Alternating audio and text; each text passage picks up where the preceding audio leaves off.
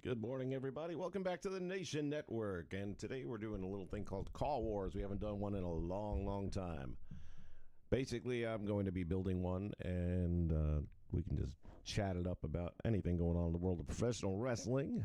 And I'm also going to kind of show you how I do what I do, which is a little bit more of an old school style compared to what most of our creators do today. So strap yourselves in for what will be an interesting one, I'm sure. I'm also going to show you a few of the ones that I actually did download. I'm not using them currently, but I have future plans for them.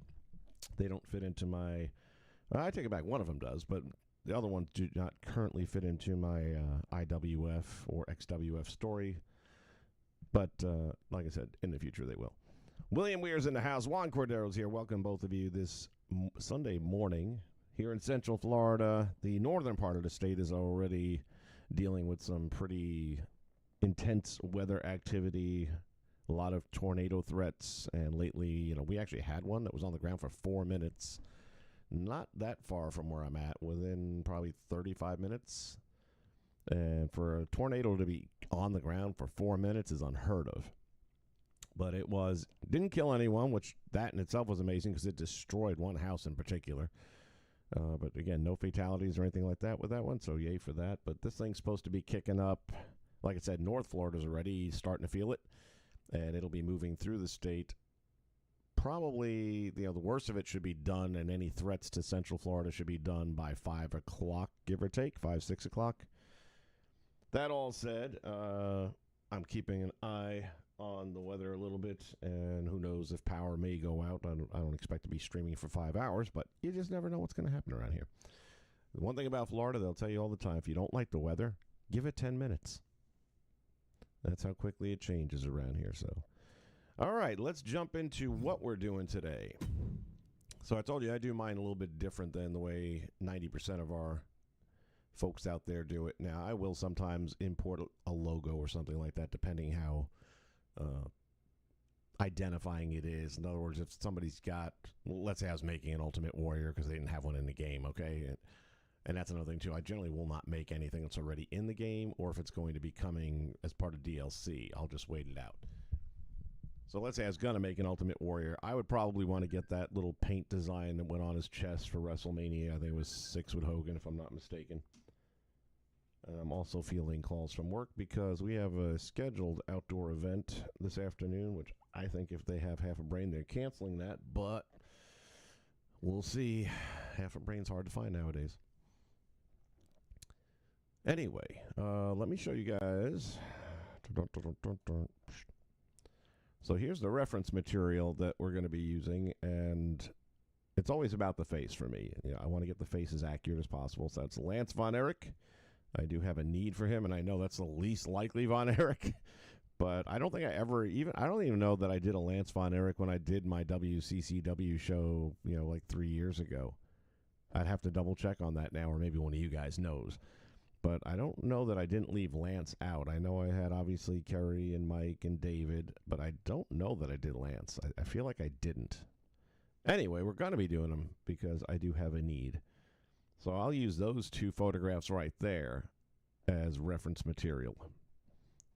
So as you see things going, that's kind of what I'm doing. And what I tell people in the past when I was doing these streams is basically it's the same as sculpting clay. Only thing is with clay you have a lot more control and you can be a lot more precise to what you want. Whereas this game, it does really good for what it does. But, like when people make a moose has the most unique head shape.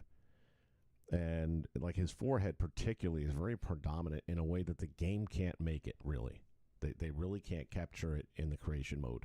And I've seen a lot of people make moose, and some of them are really good in the past years, but you're never going to get the head quite right. It just won't do it. I don't think we'll have that problem here because Lance has a pretty straightforward look to him. So I generally like to start out by doing the hair just to get that out of the way. And my God, if he doesn't have that 80s hair going on, man, that flowing blonde. He had the look. It wasn't the look that was the problem. The problem was that the microphone was his kryptonite, and he could not talk, man. That guy never got good on a mic ever. And I don't mean he just wasn't very good. He was horrible. God-awful, I think, would be a good word to use. All right, so we're going to skim through some. I'm just going to start at the top because I don't remember if I go down, it'll be up. If I go up, it'll be down. So, as they say, best thing to do with any journey is start at the beginning. And that's what we're going to do. So we're looking for this full head of hair, wavy, thick, about shoulder length. See, like, if that wasn't as long as it is, I could almost work with that. It's also too full in the back. It's got a very 60s bouffant thing going on.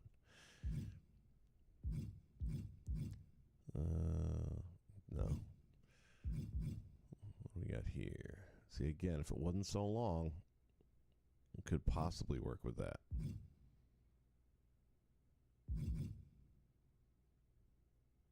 No. Nope. So this is kind of, usually this is one of the things that takes me the most time when I'm doing a creation, is finding the hair. Because there's a lot of them there. And that's not counting the ones that are all locked, which, by the way, I should at least look at those. Because if there's the perfect one there, much as I hate to say it, I may have to buckle up and purchase the damn thing. But I've yet to see one that's locked that I feel like I would have any need for. And I thought they had locked up the Honky's hair when I saw this one, but it's not. Honky Tonk's hair is still in there. This is just a very similar variation of it. And again, I'm really against them locking hairstyles behind a paywall. If you want to unlock it through my Rise or something, okay, that's fine. But to say you got to purchase it for 9,000 VC, piss up. Out of your freaking minds. You charge $130 as it is. If you bought the full package, you should be getting all these creation suite stuffs. Again, you can say you have to unlock it, but to have to charge for it, that's just too much. And this is officially the last year I'm buying the game. Just because, not because of how broken it still is. One of the things I just discovered, because now that I'm doing my universe modes, is that and it doesn't matter even if it is universe, I believe. Well, definitely in universe, you cannot add a manager. Now, when I say that, I mean the managers that are in the game as managers, like a Paul Heyman or a Paul Bearer, Jimmy Hart. So if you're in universe mode and you're selecting your wrestler, there is no option to add them. When you go to add a manager, you can put any wrestler in as your manager, but you cannot add any of the managers. And I'm sure they're going to patch that, but this is kind of like what I posted on their website. Is there ever going to be a time where the stuff that works just works? Because every year, you guys find a way to take all the stuff that was never a problem and screw it up. And we've already had, 3 patches, and that wasn't amongst them? And you want to charge us for hairstyles. I mean, at some point, you just have to say no more. I like that hairstyle a lot, man. You can use that for several. If you were going to make, I mean, why would I make an Eddie Guerrero when there's 2 of them in the game already? But I'm just saying that would be great for an Eddie Guerrero.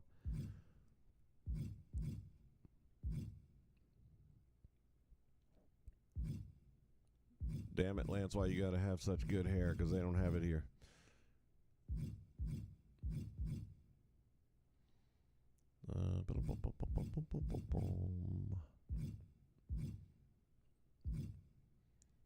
Can't wait. The only DLC pack that I'm really, really looking forward to, of course, is the last one. The Saturday night's main event pack is going to be absolutely off the hook. And I am very much looking forward to that. No, can't get away with that. That's the Ric Flair hair, and we all know it.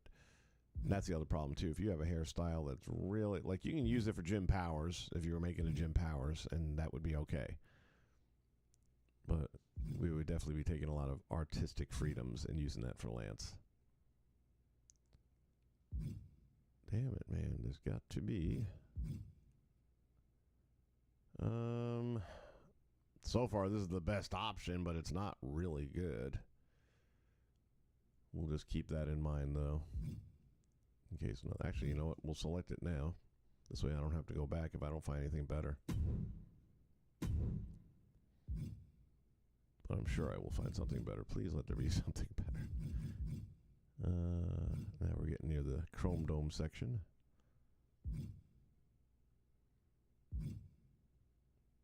Just got done watching SmackDown, and wow, what a fart. What a mega fart show that was. Going to another country, you got a hot crowd, you got Paul Heyman out there who basically did nothing. And when was the last time Paul Heyman had a live microphone and it wasn't gold? It was just like, there was no point to that interview, that promo spot. It was absolute. Roman Reigns will be here next week in Italy. I mean, you just basically stuffed it in their face. Like, F you, get on a plane if you want to go see him. I just thought everything about that promo was horribly done. Can't blame Heyman for it because you got to work with what they're giving you, and what they're giving you is tell these people to go fuck themselves. But yeah, I was like, wow, that was like probably one of the worst SmackDowns I can remember in a long time.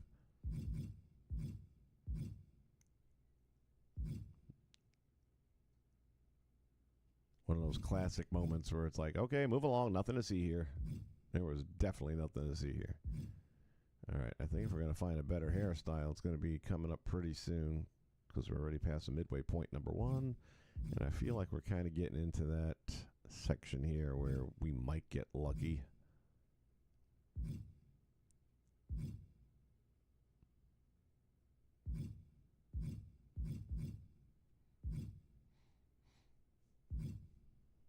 Damn it, man. I did not think it was going to take. And again, this is what takes me the majority of my time.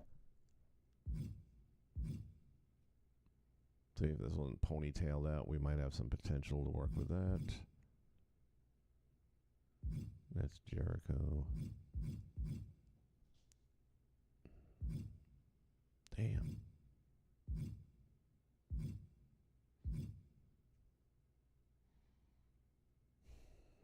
No.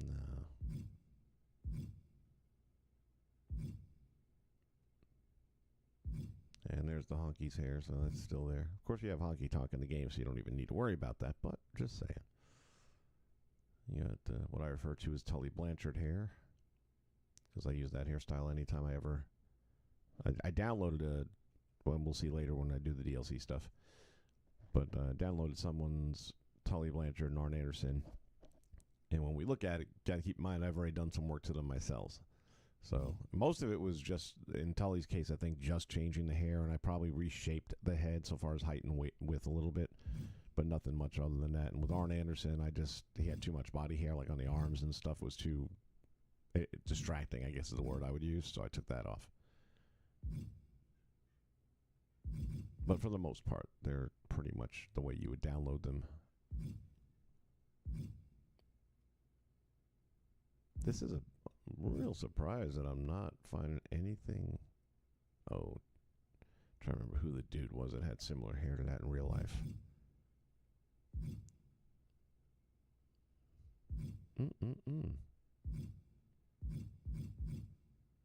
We get near the bottom here, boys and girls. I don't know.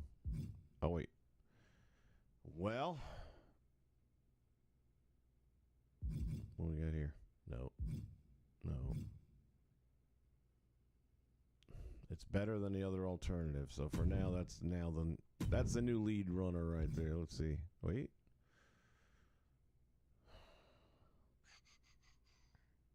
No.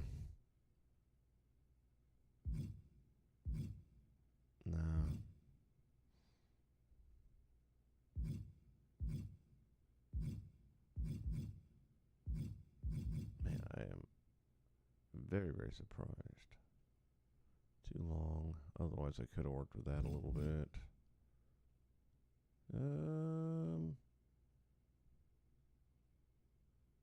This might be better.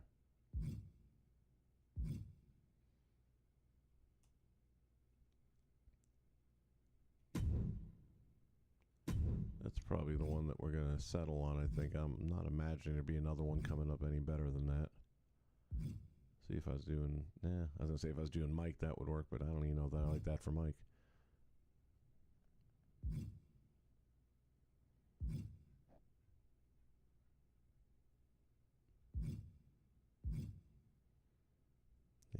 pretty sure that's going to be the one we settle on there.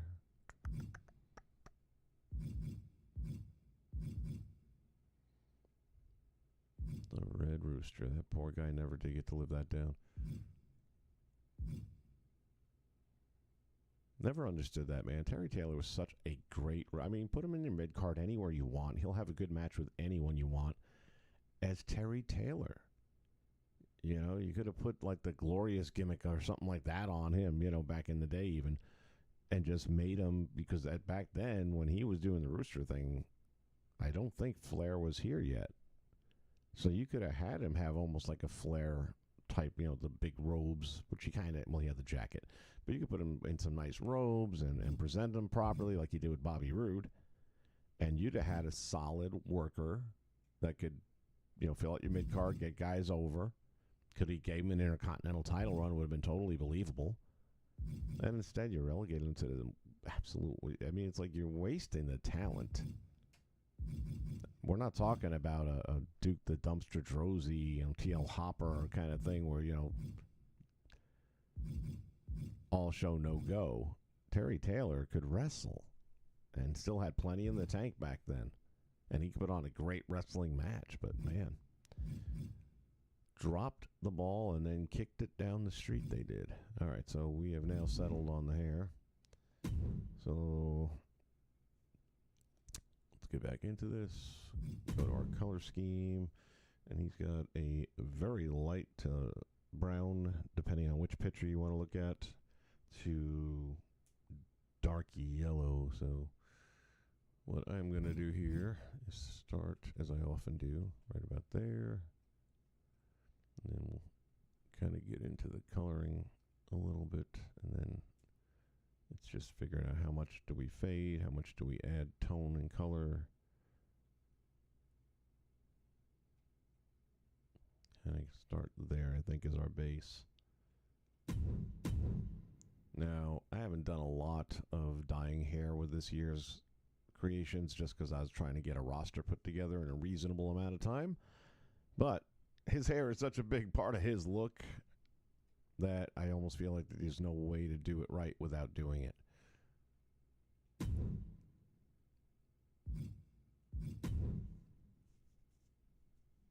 So we'll go here. We'll start with the same color that we just selected. Then we'll come down here, just going down a little bit.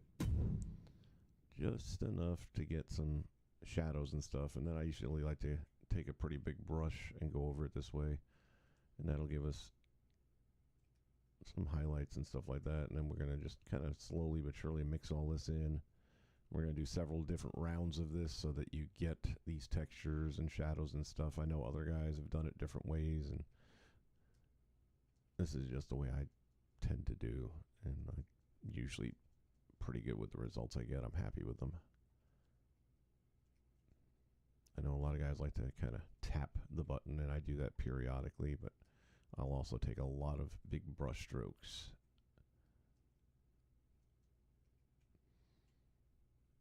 And again, we're going to do this several times in different colors to give it some depth and highlight different aspects of the hairstyle itself. So right now we're just kind of darkening segments and sections, and we're going to still go back over it with the original color as well. So it may look like, geez, you're covering up all of it. I'm not covering up all of it, but I am covering up a lot of it. And we're going to go back to that color as a last step. I guess when I called it my base color, it's my foundation color. And that's the one that I'm going to end up with. But you want your darker colors to be below that, as they would be in real hair. The deeper you go into the hair, the darker they'll be, because the light doesn't get down there as much. Especially when you got thick hair like Lance over here. And I really did think there would be a better hairstyle than this, but as you can see, nope.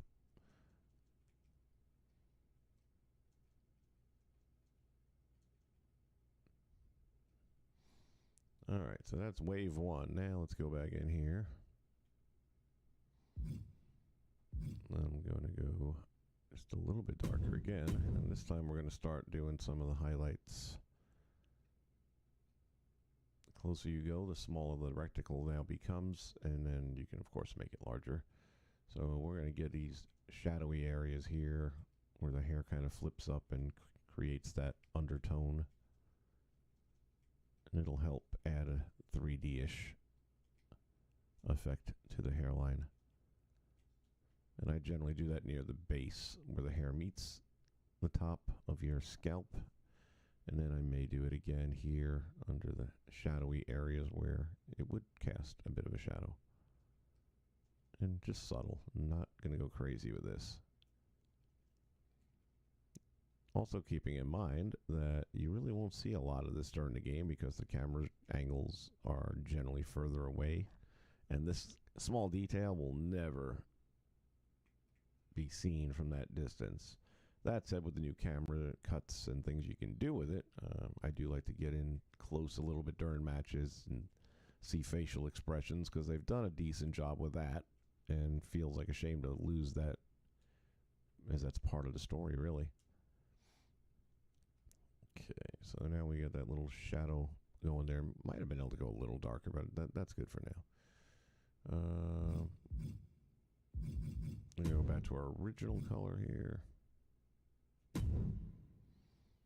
And here's where we're going to kind of go over these little splotchies and just kind of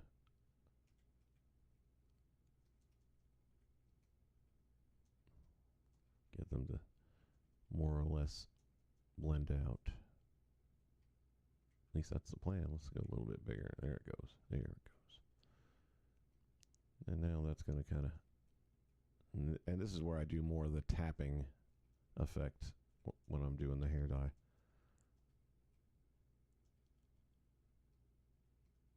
Because again, you want it to have some sort of a 3D element to it. Or at least as good as you can create with, again, the tools that we're given. Judd's in the house. Welcome aboard. How are you on this fine Sunday morning?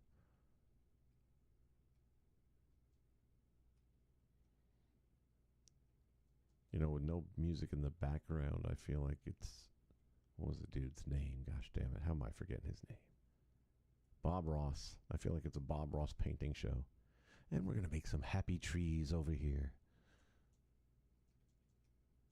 It's like PBS.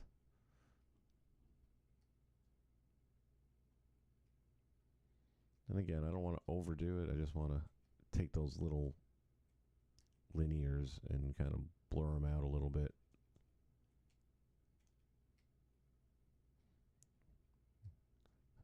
Having one or two strands of it, it's good because again, that defines the hairline a little bit. And you can see also as you start hitting them that they blur a little nicer, and the blur effect definitely helps the blend effect.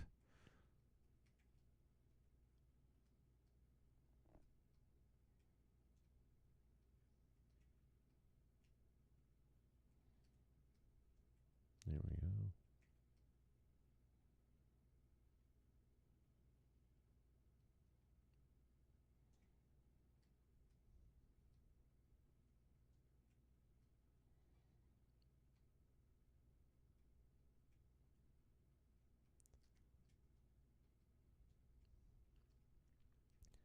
And now it looks like his hair's a little, you know, scuffy and got some stuff going on with it, which again, Lance had some hair. The look he had, you know, no one can take that away from him. He had $1 million look. If everything else could have equaled out with that, it would have been a much better career, I think. All right. So for now, I'm going to say that's good for the hair. I'm not going to do too much more with it, at least not at this point. I may go back later on after I've actually put them into the game and got a look at them. I'm not worrying about any facial hair or anything like that. I think we're good on the basic part there. So for whatever reason, I like to get the hair out of the way because it's going to keep on popping in. And if it's the wrong hair, it makes me feel like it's not looking right. So this will give me the best chance to see exactly how good it looks. Okay, So we got that start. Now let's go to our face.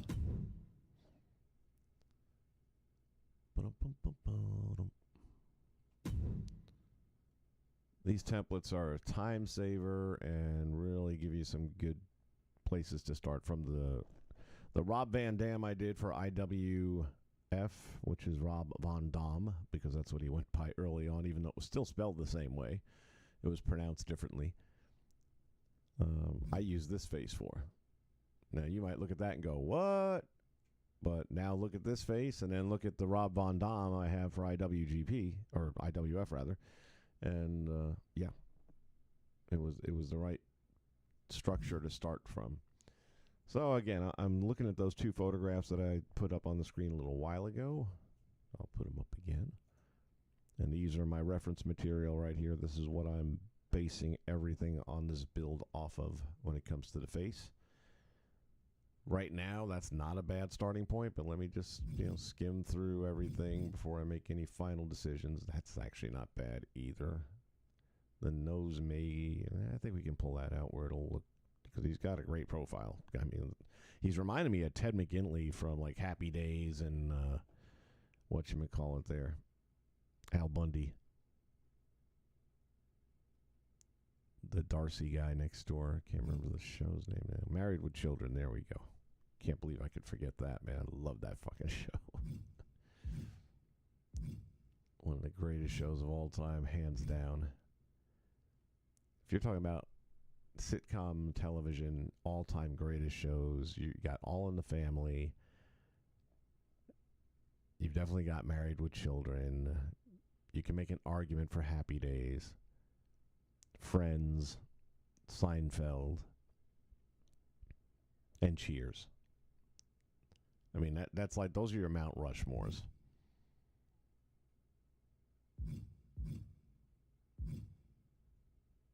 Man.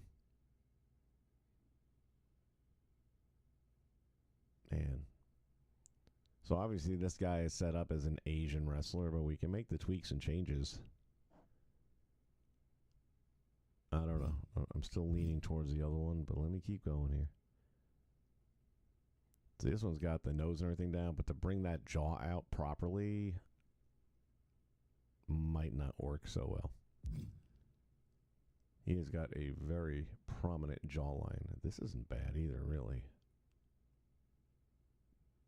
This is my favorite one right now. Need to do some work on it, but yeah, I think that's probably going to be the winner. Definitely not that one. And funny thing is, I was already kind of skimming through these, and I saw this one, and then when I was starting to watch the IWF videos that are available, which aren't many, Denny Brown was on screen doing an interview, and I was like, holy shit, he's got the same exact face, basically, as this. And then I just had to tweak it up a little bit, but that was what made me decide to do Denny Brown. Not to mention Denny's a name that most people recognize, whereas some of these other ones you never heard of before. Lil Mayo in the house. How you doing, buddy? Thanks for being here. Yeah, I think, we're going with that. That's going to be our boy, because it's got the cheeks really in good shape. Might bring the structure down just a skosh, but not much. Jawline's not bad. We just got to get the chin out there a little more and work the nose. But other than that, this is pretty damn good. So let's go to face deformation. So again, I don't use face scans because I have found 9 out of 10 times they don't help. In my case, I feel like I do better without them. These other guys that have all the ways of making a great face scan and the perfect levels, and great for you. And that's why I download a lot of their work. Eye left. Actually, let's go eye right. Socket depth. So we want that to drop back some. And again, I'm referencing those photographs the whole time. So that's on 10. So we're going to go now to the left and do the same thing. Drop that back to 10.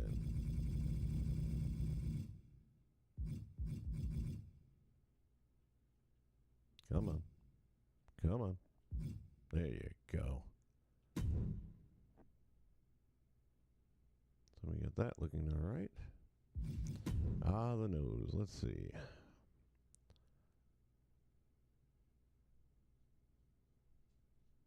just not a lot. From a height standpoint.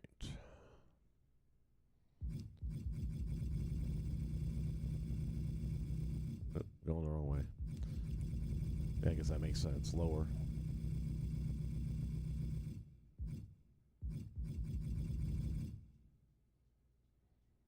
Go there.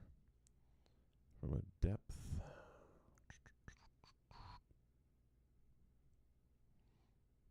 That's pretty good right there, but we'll take it back just a little bit. The nose bridge. Okay, this is going to be...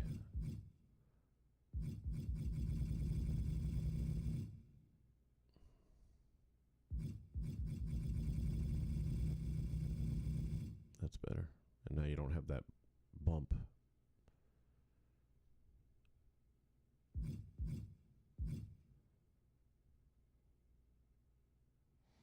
And go with the height and see what we can do with that. There it is. Just like clay, sculpting it right out of there. And we'll just hit this a little bit too. Not much, just a little bit. Starting to look a little like Lance Von Erich, I think. I do have to go back and change the eyebrows. Those aren't bad. Let me double check on this. I might actually keep those and just shape them differently. Well, Mayo has a question. I'm a younger wrestling fan. Good for you. And was wondering if IWF is a real promotion from the 80s or is it custom promotion that I made? It is a real promotion from 1990 and didn't last very long, like a lot of promotions. Like there was a UWF. Now there's a UWF everybody knows about, which, Dr. Death Steve Williams, actually he was in both, bad example.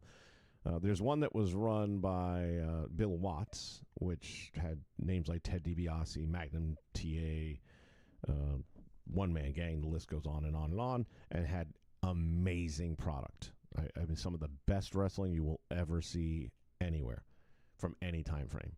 So highly encourage you to get on YouTube and find UWF and the Bill Watts version of it. And you'll know right away because it's got good production. It's got Jim Ross calling the action. And then there's the other UWF, which is Herb Abrams. And that is just like the ultimate train wreck in professional wrestling. It was just a special kind of bad. Well, anyway, during that same time frame where you had the UWF and they tried and they failed, you had the XWF that came along and only did like a month's worth of TV tapings and couldn't get picked up, but they had some great names. I mean, all of the big names were there. Even Hogan had made an appearance and had one match against Perfect. So, they had a roster put together. They just couldn't get the deal done for TV. And all their video is available for purchase. I've got the discs, and that was good stuff with the XWF. And that's why last year I said, you know what, let's give it a run as if it actually didn't fail. And kind of the same logic here is with the IWF. The IWF didn't go very long, and they were also filming at Universal Studios. They did a much better job of taking advantage of that. I guess their deal with Universal allowed them carte blanche to, run around the park and film whatever they wanted because Universal has a theme park here in Orlando. They wanted it to look like an actual what it was. I mean, they were actually filming stuff there. Now, most of it was on sound stages that you're not going to get to see until the movie or show comes out. So the fact that they had an actual program in the park using backdrops and settings to live record their stuff just made the park that much more realistic and immersive. So IWF was that promotion. And again, there's very little video out on them.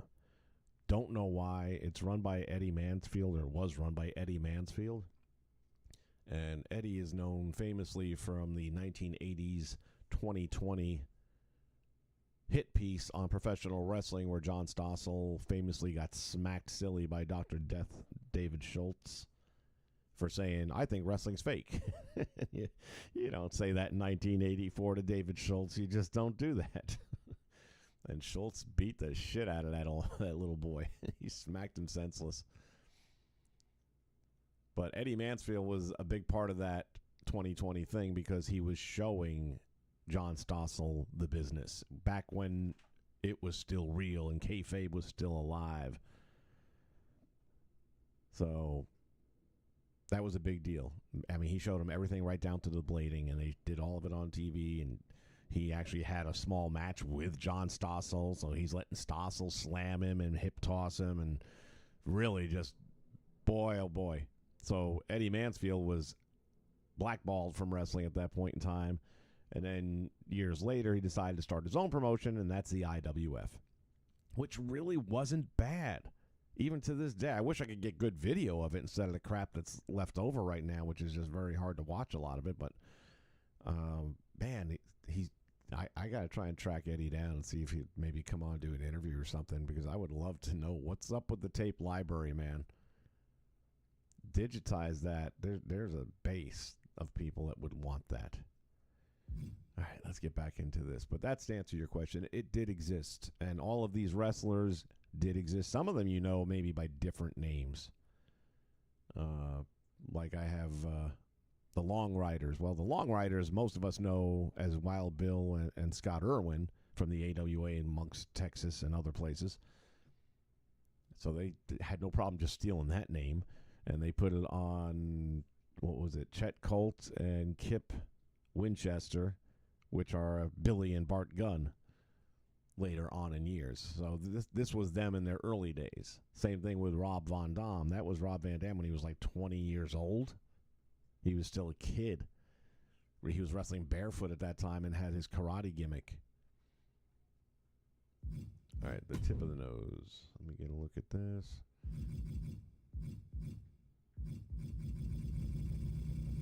Why do I always guess? Some of these things seem like they would go down to go up or up to go down, and then it's the opposite. And this is always one of those ones that gets me.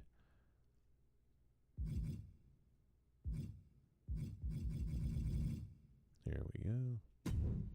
So again, from a profile, you got to look at that. Take a good look. And there's the profile down below that we're basing it on. So now we're getting to the jawline aspect of things. Neil Hooper. Slow ahead if you please. How's 2K25? Frustrating as all hell. Frustrating because there's some aspects of it that are really good. And then they got to screw it all up, as always, by taking things that were never a problem before and screwing them up.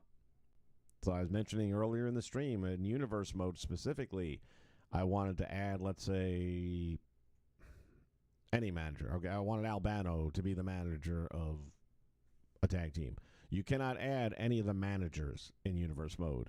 You can add wrestlers as a manager, but the actual managers like Paul Heyman and Lou Albano and Liz and all that, you cannot do it in Universe Mode. Are they going to patch it in? I'm sure they're going to patch it in. Why do you have to? It worked fine before.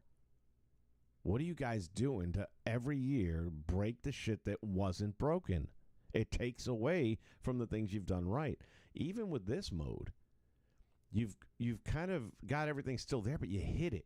It's like it doesn't work the same as it did last year. You have to figure it out. Why doesn't it just work the same as last year? Trying to simulate matches. Now you have these little tricks that you have to go, and then you have to hit the square button. Dude, why can't I just pick the neutral controller like I've always done before? Because now you actually have to set each wrestler as independent. And it wasn't well explained, so a lot of people didn't think you could do it. I didn't think you could do it.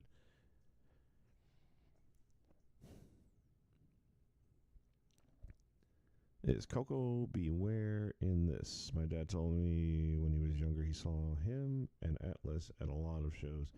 To my knowledge, from everything I have currently seen, Coco was not part of this promotion. He did do at least 1 or 2 appearances in the UWF with Abrams, as I recall. Basically, a lot of the guys that were big in the 80s to early 90s that were kind of being phased out of the WWE went over to the UWF Abrams. But that's what I have to refer to it as because there are 2 UWFs. And so a lot of very famous and familiar names and faces. All All right, let's get a look at the mouth here. That's actually pretty good the way it is. I don't even think I'm going to mess with that at all. Yeah, I'm going to keep that. All right, here we go. Cheekbone time.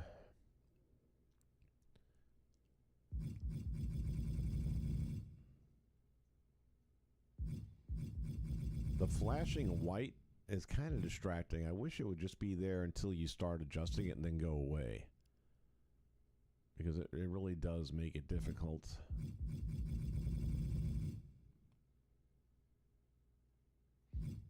To see what all is really happening, but lower cheek.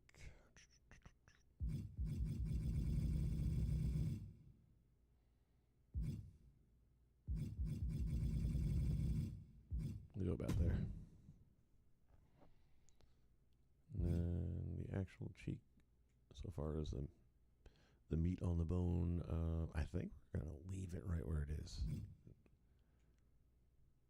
And here's where we're going to have our fun, because we got to get that protruding jawline of his. He has a very Sergeant Slaughter type of jawline, the way it protrudes outward there. And again, we're not using any face scans whatsoever on this, and I'm a firm believer you really don't need them most of the time. Now he's got a squared off jaw, so we might want to get to the chin first. Let's do the chin first and go wide on that.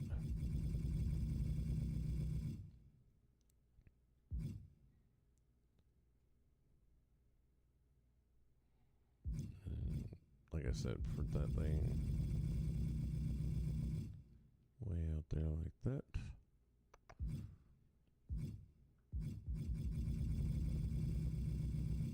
There we go. That's already looking pretty good. Now we can go to the jaw and see what we can do here. The height is already pretty good.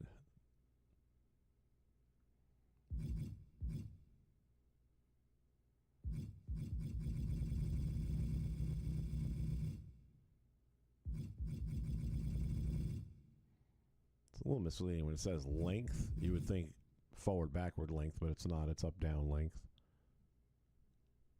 That's pretty good. Might be depth. Let's see.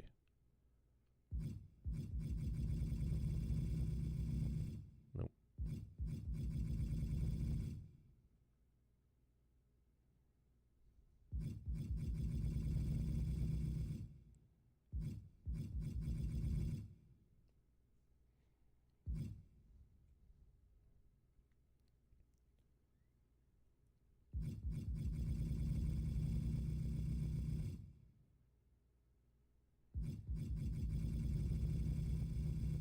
With some of these, it's like it really doesn't look like it's doing much of anything.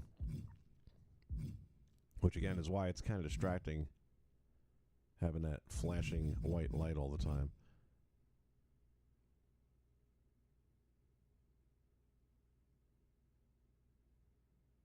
Let me see something here real quick.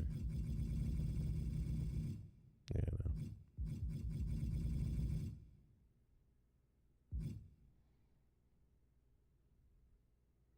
Yeah, that's pretty much it. I'd like the chin to come out further, but that's as far as the settings are going to allow. But other than that, that's not looking so bad.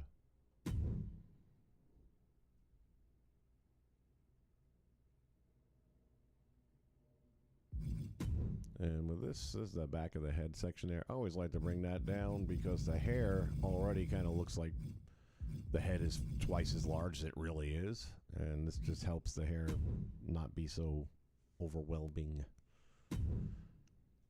One thing I do need to do here is go back to the head size. And you never want to keep the settings at 50-50 because the body is always bigger than the standard head. And we're not even done. This isn't the body we're settling on, by the way. So, and I'll normally go somewhere near 60 on the width at least. And then you want to, depending on the individual and the shape of their head, but in his case, he's got a little bit of like a pill-shaped head. So we want to go a little, maybe up to 70. Boom. And with the depth, I don't usually have to mess with that too much.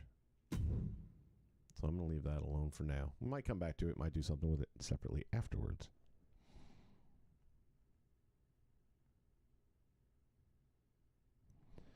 Little Mayo, as a new fan, my favorite part of the 80s and 90s wrestling is the fact of if you didn't have the charisma, you were out. Nowadays, they have people like Ricochet. Yeah, dude. You're how old are you, by the way? I'm just curious when you say you're a young fan. How young a fan are you? Because that's a very good observation right there. Back in the day, you watched Saturday wrestling, and there wasn't a ton of wrestling, and what wrestling was were the baby faces and the heels wrestling squash matches. That's all it was. That's all it had to be. Because then they would get their squash match. 16, oh wow. Good for you going into the 80s and 90s. Good for you. Because then you'll know what you're missing.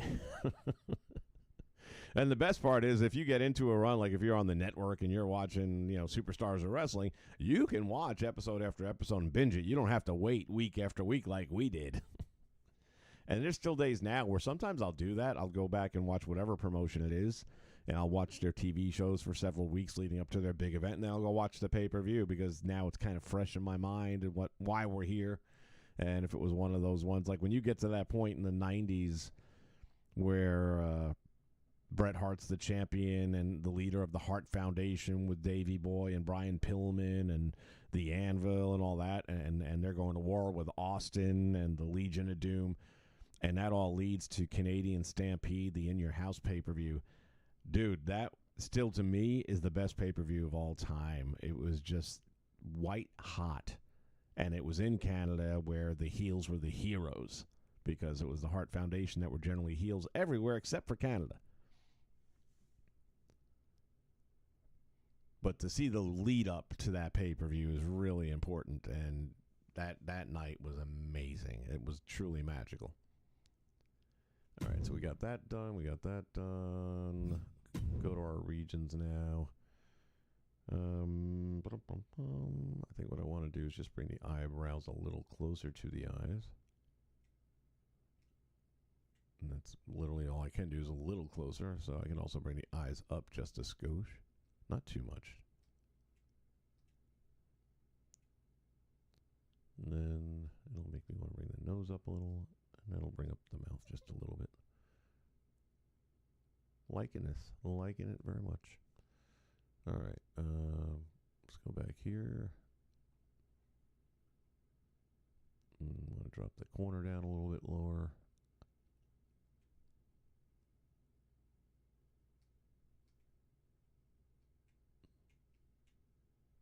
Bring that down there.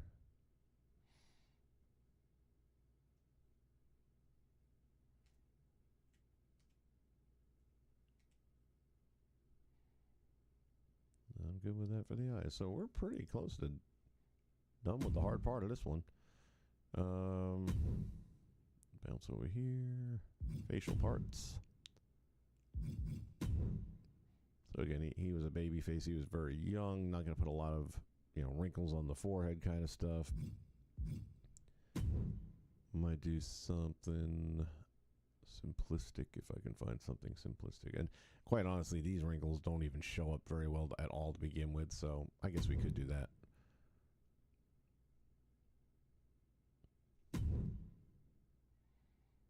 And I wish they had a better variety. It's always the same ones, and like these first several are really just egregiously bad.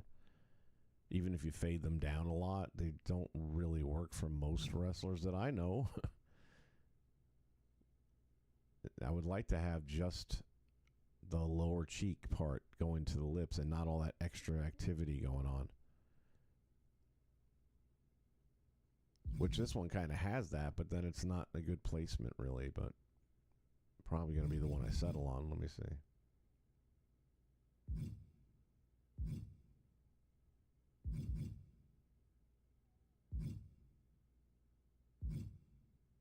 Yeah, that's going to be the one I settle on.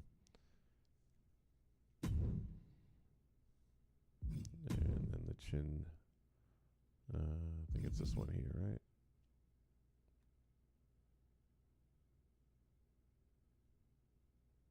Go with that. There is one other thing we can add to this that I forgot.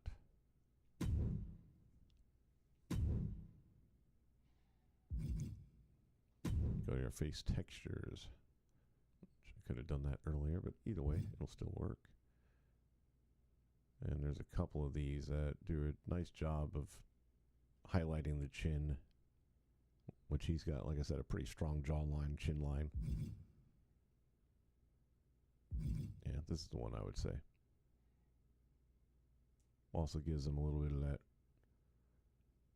skin coloring around the face to make it look a little bit better. One more thing. Deformation and region. So we just need to bring these eyebrows over a little bit more. They were too short was the problem.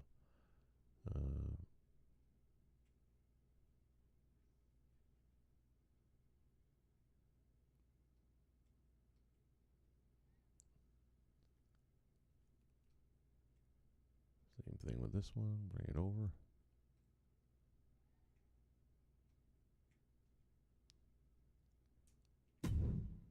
There we have it.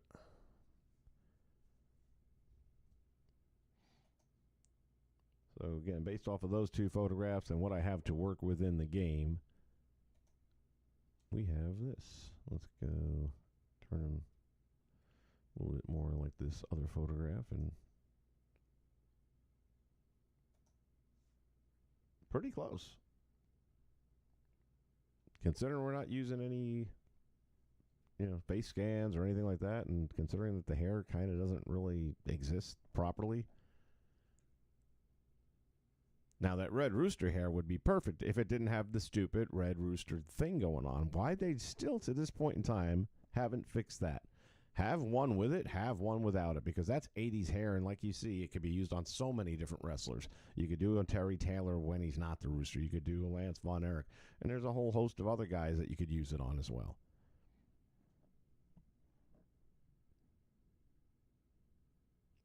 Did I watch Mid-South? Hey, Kyle. Before it got turned into the UWF. I watched it the way Lil Mayo's watching it. I caught up way after its day was done. So I started watching Mid-South / UWF 6 years ago, maybe. About 6 years ago, I went on a binge, and I was watching a lot. And like I said, it's some of the best wrestling you're going to ever see. So I saw some of that as well, and that's why when WWE bought the library, I was excited, and they really haven't done a lot with that library. I don't get it. It's brilliant stuff, and how many of those guys ended up being their main names, so it's when they were young kind of stuff. But, yeah, I did watch a bit of it. If I had to choose who my favorite from the 90s is, I would have to say Razor. That's a good choice. Can't believe he never won a world title. He didn't need to. It was really that simple. Didn't need it. He was going to be gold wherever you put him. No pun intended. All right. One of the new features about this game is a quick save. So that, God forbid, you get a little power glitch and all of a sudden your game shuts off. All that work is gone. So like I said, there are some positives about the game. I'm not going to knock all of it. It's just that they hurt themselves every time. It's just stuff that shouldn't be an issue is an issue. All right, let's jump back over here. Body type. That's actually not the worst body for him. He's got a great body. We're in the medium. I think he was weighing in at like 240.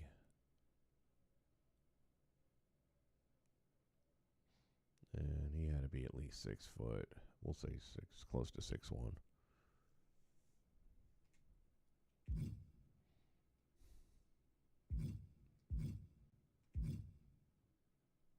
No, he wasn't that jacked.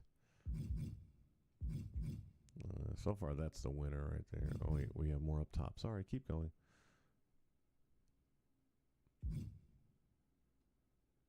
That's also not a bad one.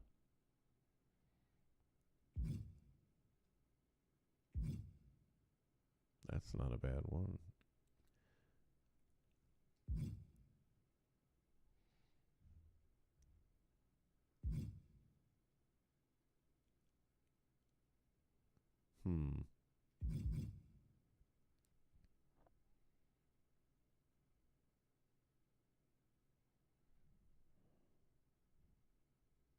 Yeah, I kind of like that one. Yeah, we'll go with that. All right, so I no longer need my reference photographs.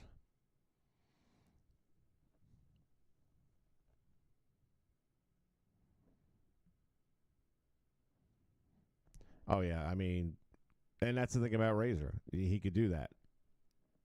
I was actually just watching that clip the other day on some other longer video. I think it was like a recap of the Monday Night Wars or something like that. Oh, it was the Rivals show that I recorded from Sunday nights, and they were doing the whole WCW versus WWF, WWE, and they showed that 1, 2, 3 kid moment, and it's like, man, he just had his junk right in Razor's face. That is that awkward pinning position that I would never want to be part of. Skin color's good. That's all good. Boom. So what I want to do now is just get a look at some Lance in-ring work, only to see his wrestling gear. I know it's pretty simple and basic, especially because he doesn't wear even boots.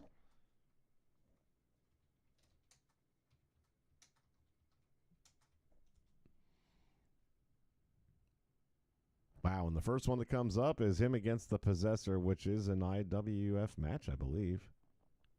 They were both in the WWF, or IWF. Yeah, it is. So this one I didn't have.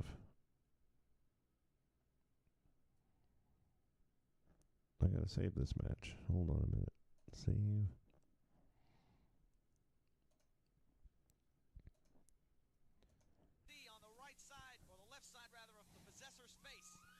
Lance is actually going with a ponytail back here. Well, you know, ladies and gentlemen, you got to see that earlier in the hour. He's a third-generation wrestler. I'm glad I looked this up because he's actually wearing boots here in the IWF, and he's got dark trunks, actual black trunks, which definitely won't be the same when I look at him in the WCCW gear. All right, I've got a good still shot now. So we got white wrist tape.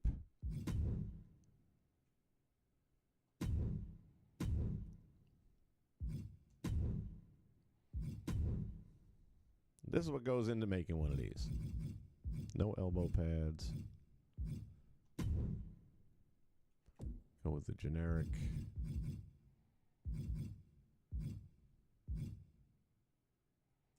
Again, this is one of those things, like every other year, it would be the first two options would be one just regular short tape and one longer tape like this.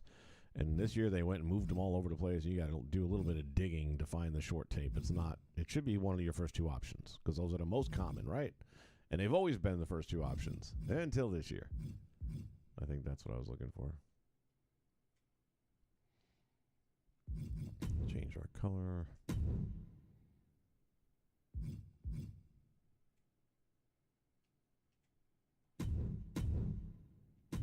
And the good news is you only have to do that once because then you come over there and then you just copy it. Boom. 2 for the price of 1. What we got here? Like I said, work is going to be on the side right now because we've got some pretty sketchy weather coming our way. All right, once again, generic.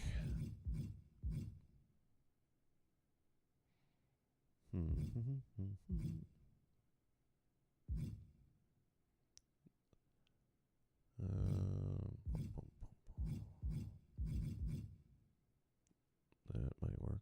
Yeah. And Again, he's wearing black.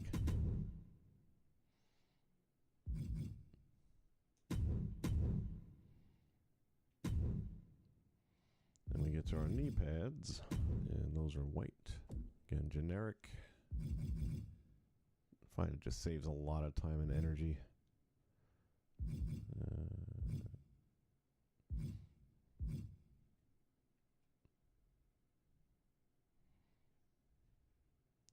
Looking for ones that are slightly smaller than that.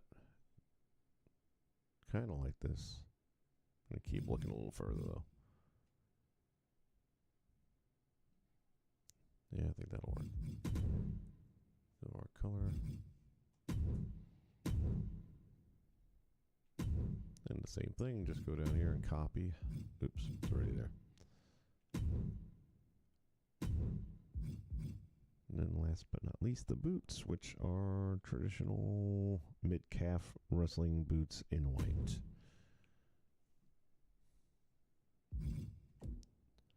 Look at all these purchasable, and most of them are crap, too. I mean, the good thing is, the Seth Rollins boots. I gotta admit, okay, if you're gonna have something that's purchasable, at least something as stupid as that, because he would actually wear that. And I'm wondering if all this stuff isn't stuff he's worn, because these look horrible. Most of these really just look, I mean, the Nike thing doesn't impress me any. I'm certainly not going to pay for Nike shoes in a video game. The day that comes, somebody please run me over, because I've lost my mind.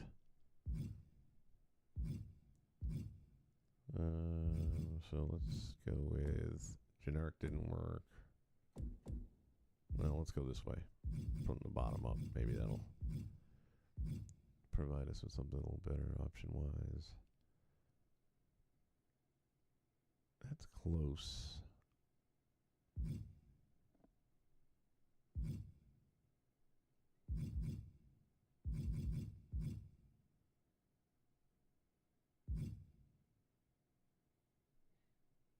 Generic, but it's got Triple H's logo on it. That doesn't seem generic to me. These aren't bad either, but he's got actual wrestling boots. I kind of like that, though, for him. And this might be what I'm looking for. Yep. Perfect. Go with our colors.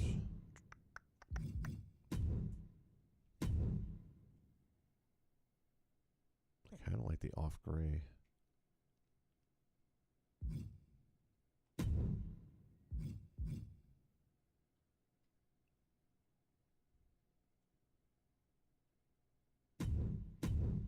Make it look a little bit closer.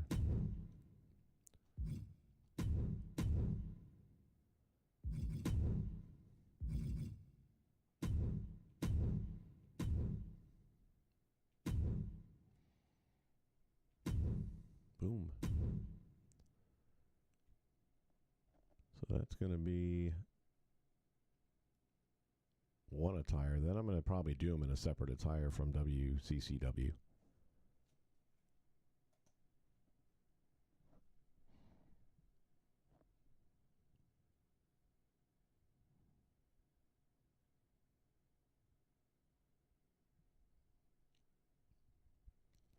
Yeah, that's what I was saying earlier. There's a lot of guys there that you just don't know them by the names that they're actually wrestling under. So Damian Demento was there, and he was their world champion for a little while, and he wrestled under Mondo Clean, Kleen. And there's some video of him as the champion defending the title against a nobody. That's really the only video I've found of him as the champion. That and a promo that he did with Beetlejuice. So again, Universal gave them the run of the place and even the characters. So you had Mondo doing a promo against Beetlejuice, and the guy doing Beetlejuice did a pretty good job. They had several out there with Mae West, for example, and other characters that were famous from the old Hollywood days. So they did a really good job. They're the only ones that ever did a good job of using the fact that you're at Universal Studios. No, don't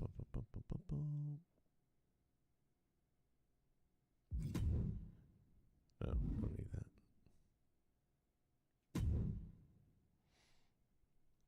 All right, I'm going to take this, copy it over, put it there. He did come to the ring wearing something. What was it?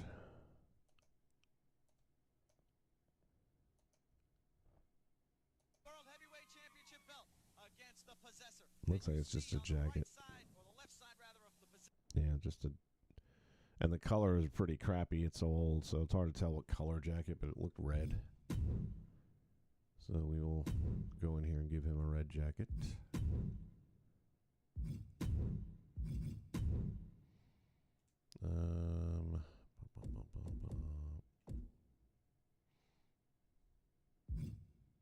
Preferably one that's open a bit. The style jacket's kind of not too bad, but I need it to be unzipped a little bit at least.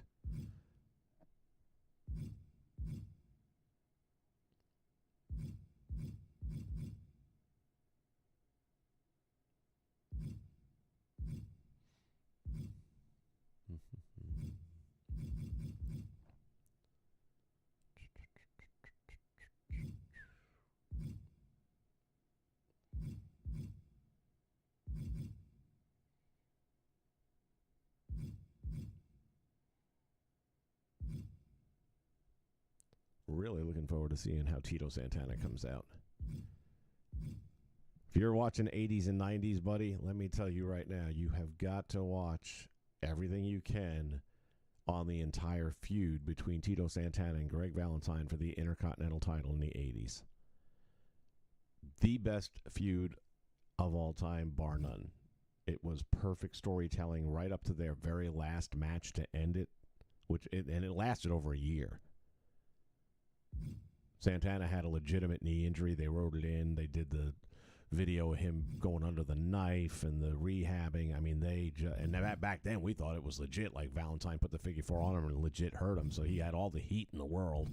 Santana comes back and man, we're ready to rock and roll. And every time, no matter what, month after month, they went back to the Garden because they still hadn't settled the score yet. And then they end up settling it in a steel cage in Baltimore at the Civic Center. Not the Garden, not the Philadelphia Spectrum, not the Boston Garden, but the Baltimore Civic Center. In what was a phenomenal steel cage match. At that time, you never saw that ending. The way they ended that match, it was the first time, and it was absolutely brilliant. I was ecstatic, man, that my boy Tito got the Intercontinental title back at that point.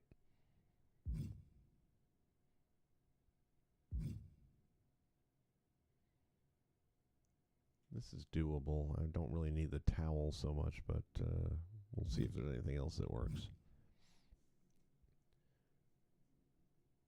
If this didn't have the stripes on it, I mean, I can make them all the same color, but you'll still see the stripes are there. This might be better. Let's go with this. See what happens here.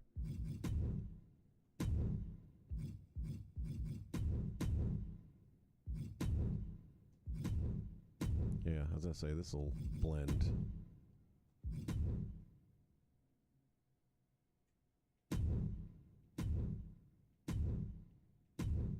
Good with that.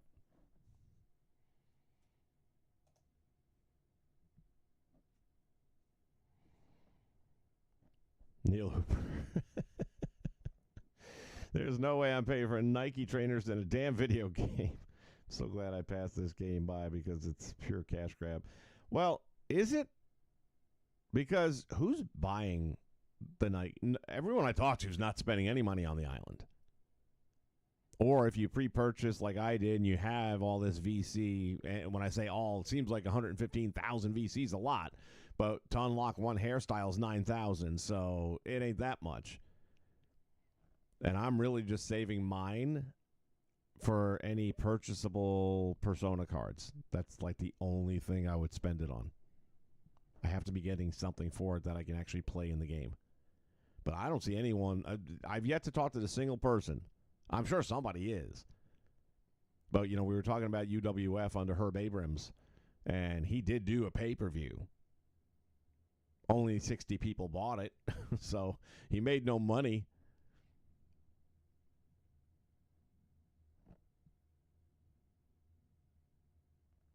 But I agree with you. There's no way in the hell I would be buying. And because of what they've done this year with all this, pay crap and hiding and locking hairs up, and even the characters in the game, you have to play through the My Rise to get the characters in the game that you should already have, the Wild Samoans, for example. You've taken the game away from us, and now you're telling us how we have to play it. And for that reason, this is the last year I'm buying it.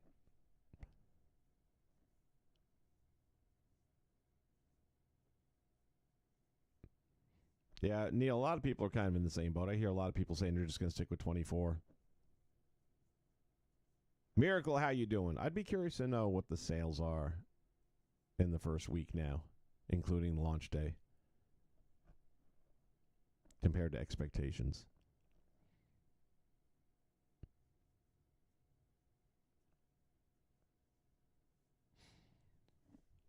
Watching 80s WWF, Tito just never won me. Really? Well, I'll tell you right now, man, you watch this feud with him and Valentine. Santana and Barry Windham are my top two guys of all time because they could have a 5-star match with everybody. They worked. You look at that very first match ever in WrestleMania, Santana against the Executioner, which was Buddy Rose. His punches look amazing. His timing is flawless. His athleticism is just, it's not over the top. We're not doing gymnastics like you see in AEW all the time. And it's believable. When he throws a flying head scissor or an arm drag, they're all believable. Everything about him, his facial expressions, his emotion. For me, he's the perfect wrestler. Always will be. But I think if you give that feud time to grow, he'll grow on you. Valentine will grow on you, because now I hated Valentine. Now I just realize how much I didn't understand how I was being played.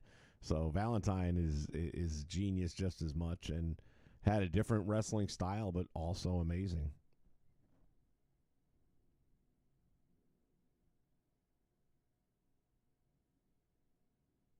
Do I think that the Bloodline edition will go on sale in the summer? I don't know. Did last year's deluxe edition go on sale at some point in time? I guess they all do after they've gotten past their 6-month mark, because now you know that you're already working on the next game, and most people are waiting out for the next game. So if you're going to get any people that want to buy it now, they're the people that want the discount because they've waited for it. Now, what will that discount look like? Still going to be $100. And I guess that's the reason why I do just get it at launch, because if you don't do the pre-order, even by buying the deluxe edition, you're not going to get like the Bray Wyatt, the Wyatt 6, which probably doesn't matter because they ain't doing shit with them. It's like they haven't been on TV in months. Unless they're planning a big WrestleMania moment, like maybe they'll make their return at Mania in some grand way. But right now, it's just been the ultimate fart.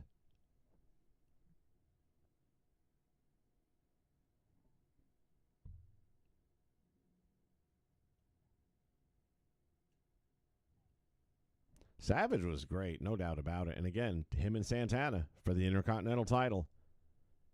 After all that fighting for Santana to get it back, had some good matches, with Macho Man where Savage didn't win the title from him.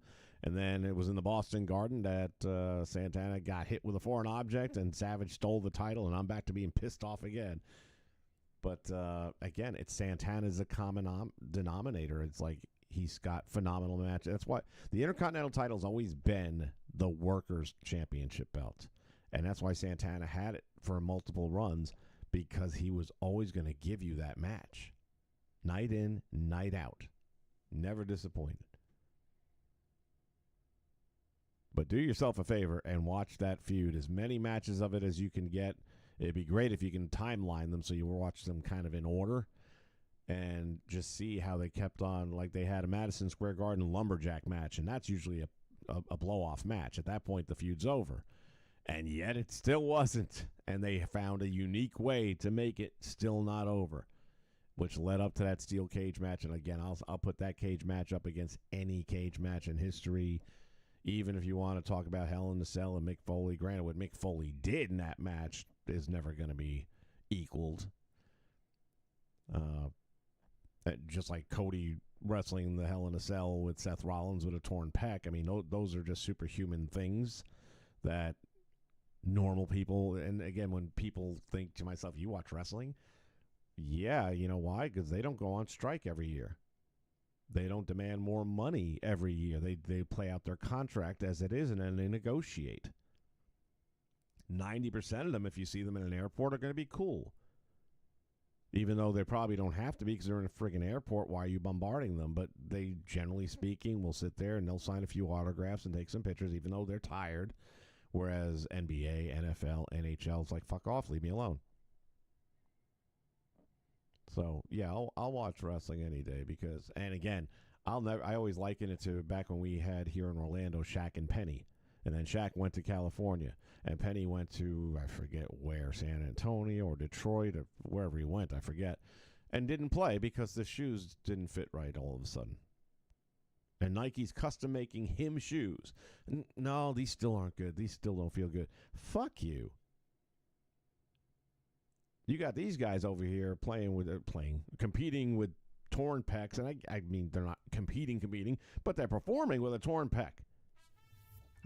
You're not going to find that too many other places. Welcome aboard, whoever just subscribed. I'm sorry I didn't have that open. Normally you'd see like the nameplate showing up and everything. I got to look into that. Where is that at? It's in my settings here somewhere. My bad. But welcome aboard.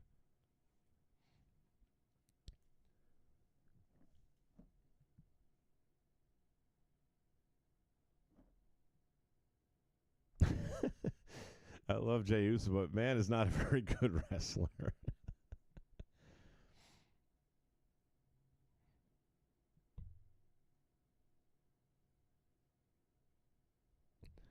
Yeah, Santana had a really, and I thought they were going to give him one more run with the Intercontinental title belt. That was after the title was vacated, and I'm trying to remember who vacated it. Shawn Michaels probably is my guess.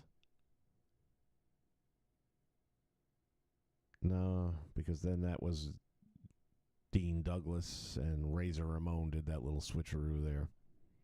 Well, I forget who vacated it at the time, but it was down to the finals of the tournament on, I believe you're right, it was a TV match, I remember that.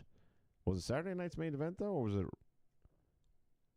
Yeah, all I know is they were in the finals for the Intercontinental title on TV. You may be talking about a different one, like after Perfect won. So Perfect ended up winning the match, which I was okay with that, too, because I always was a Kurt Hennig fan from his rookie year. He came in early 80s as like a 20-year-old kid along with Eddie Gilbert. And they teamed them up together, and they were a fun team to watch back then, and they fed them to the Wild Samoans, Alpha and Sika. Alpha and Sika made short work of them every night, but they had flashes of greatness, off the top rope drop kicks. You never saw that before. Just some real good, fun, young, athletic wrestling, and then they got beat. But after that, Kurt Hennig went over to AWA, ended up becoming a much bigger player, working his way to the world title. And after that, he was a made man.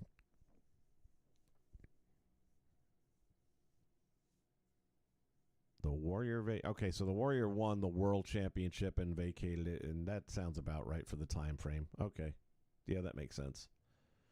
So they ended up being in the finals, is all I remember, and Hennig won it, and then, yeah, they probably had a rematch or something on Saturday night's main event. That sounds right. But again, you're never going to see, good luck finding a Tito Santana match that wasn't a good match.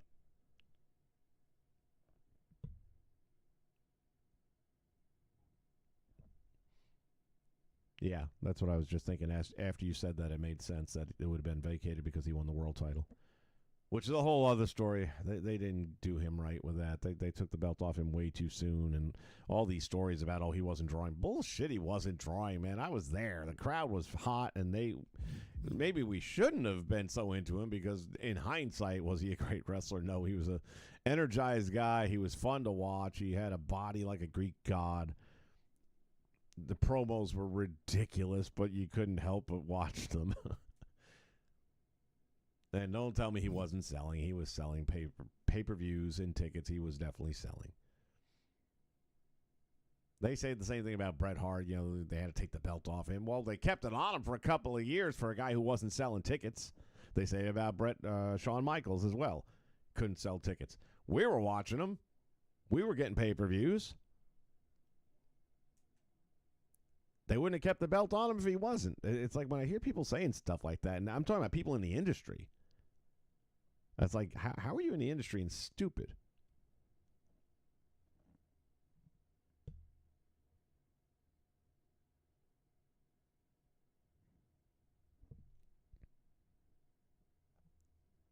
The match with Tito versus Taker in Spain. Tito beat The Undertaker in Spain. Dude, I may not have seen that one, or it's so long ago I forgot about that. I feel like I would never have forgotten about that because, again, he's my fave. So if he would have beat the dead man, I feel like I'd have remembered that. Okay, so I'm going to have something to look up later when I'm done with this stuff.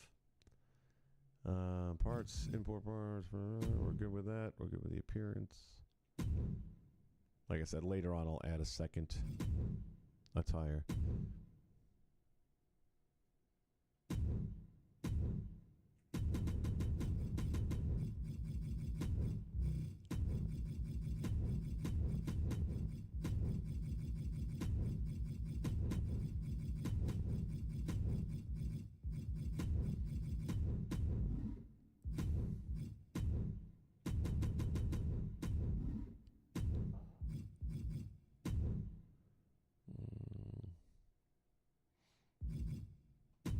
Let me see if we have the last name here.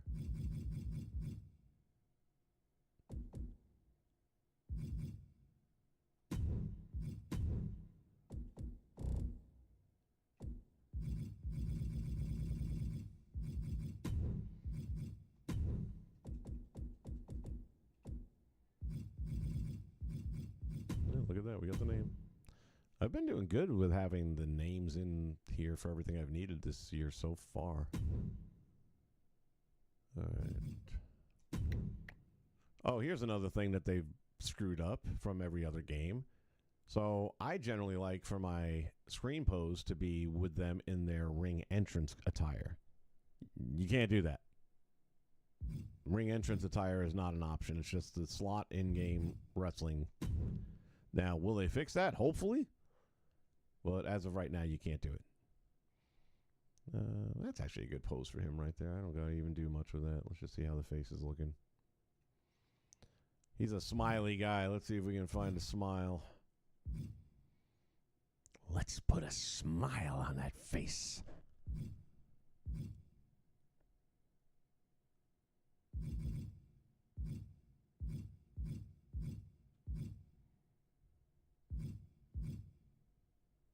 That one's not terrible. Boy, we're not getting a lot of, like, the facial expressions looked a little bit more pronounced last year. Even though they're pretty much the same ones, they just don't look as good as last year's. Which is weird, because they are pretty much the same. They're just not having the same effect. It's so subtle from one to the next that it's almost not even different.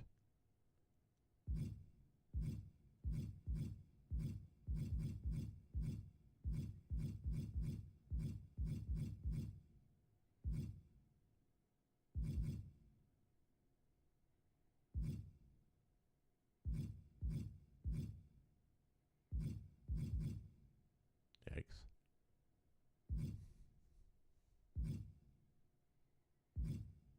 Does nobody smile in this game? That's like a forced one. That's the face you make when your wife says, "Hey, my mother-in-law is going to stay this weekend." Yeah, that's the face right there.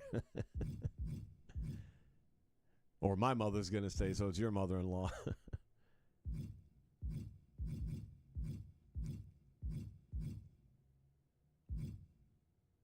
Wow. There's like no legit smiling. You got that for the people that are not having a good day, but don't nobody having a good day. I guess nobody got a contract extension in this year. That's a smirk at least. I mean, that's the best I've seen.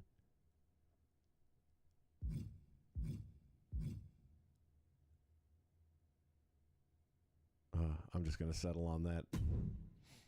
Wow. Go to our traits.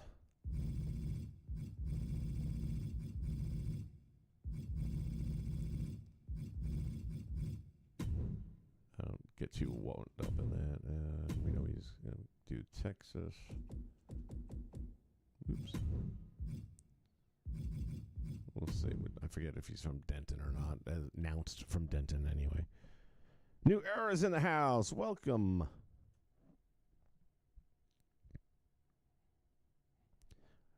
Mayo, if you're going to get into the category everyone that never won a belt, you got to, well, no, Piper finally won the Intercontinental title, finally. But there's a long list.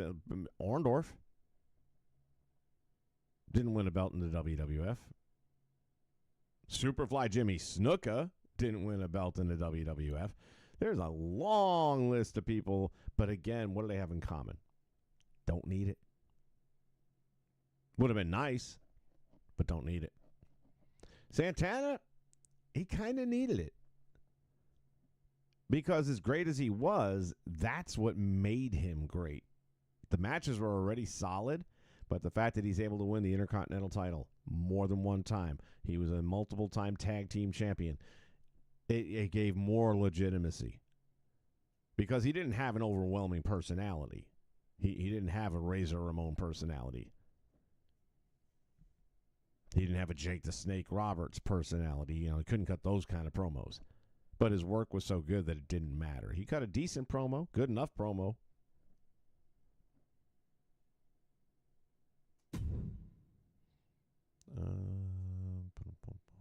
Yeah, I'll keep the USA one, actually.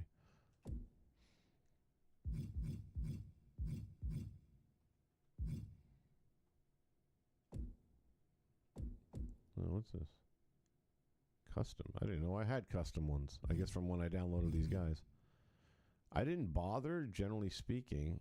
Oh, they got the Valentine Coliseum wrestling figure thing. Because last year they didn't work. Ever. You know, you'd put them in, but they wouldn't show up at ringside. I don't even know. I guess I got to pay a closer attention when I'm using Tully and Arn to see if they're actually showing up ringside this year or not. But I also feel like it's a waste because it takes up a slot that can be used for something more. This is a happening.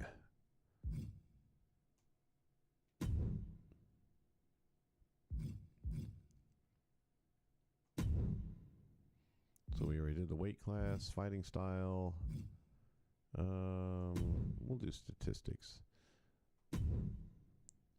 They've got some good paybacks this year. That's one of the other things. Again, there's a lot of positive. I want to be fair.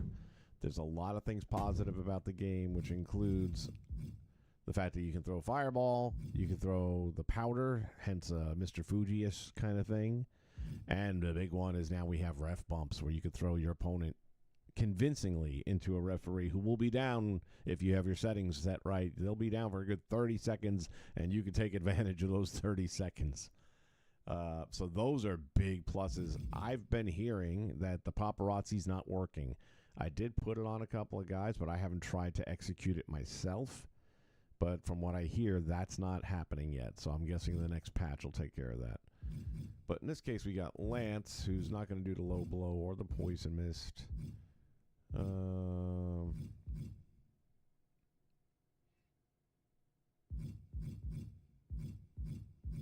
think we'll just give him the comeback.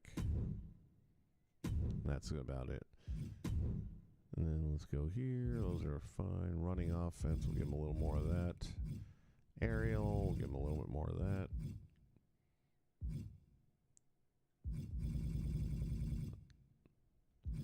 Generally speaking, most of my roster for IWF, I'm trying to keep it in comparison with actual, you know, where would they have been in the overall picture of the wrestling world at that time. So they're all going to be in the either right under the 80 mark, or if you're in the championship title picture for IWF, you might be 80, 81.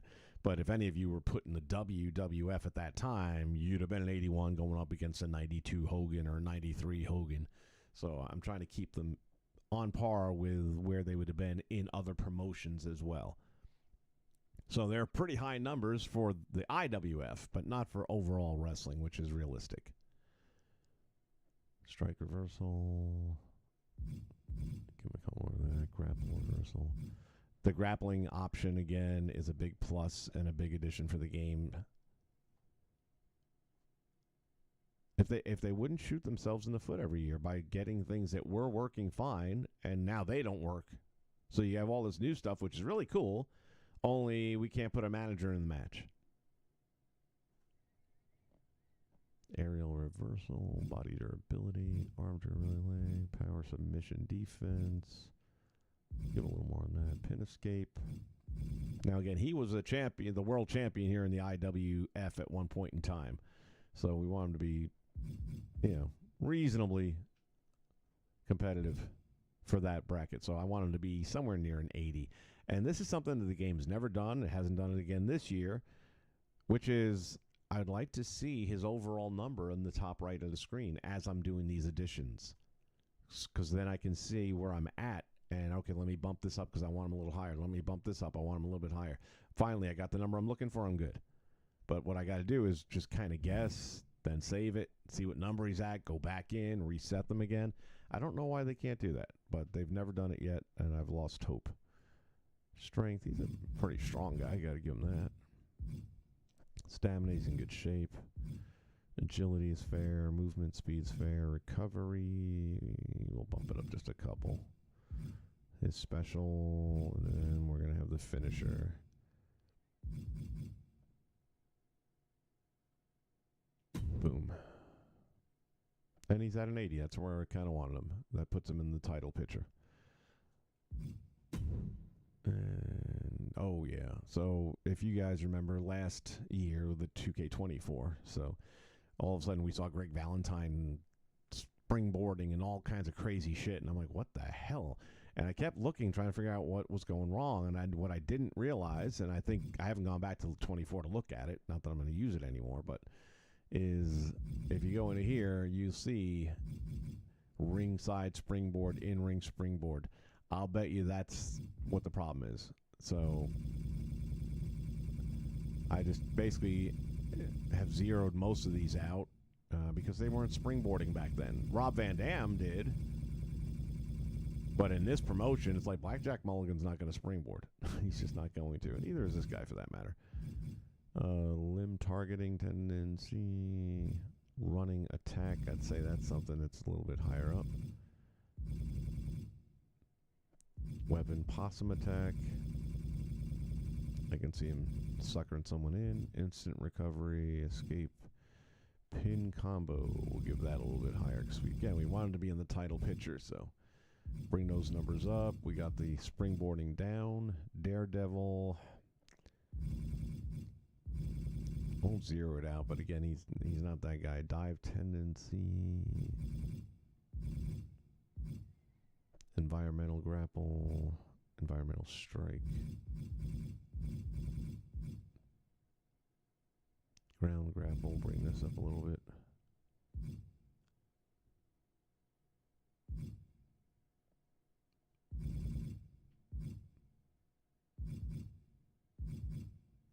And that's good. All right. And at this point, aside from the fact that I have to do entrances and movesets, actually the moveset I think we're going to do, hopefully we'll get lucky and somebody saves us the time, so let's see.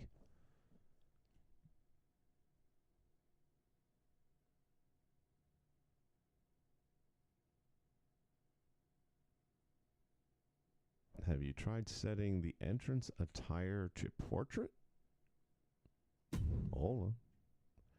I'm not even sure what you're talking about, but let's see if I can figure. I figured it has to. I mean, I didn't have to do anything like that last year. I just went to the one I wanted, and it was there. But let's see. Lance. Oh, and I got to change Eddie's name. It's not spelled I-E. It's E-D-D-Y.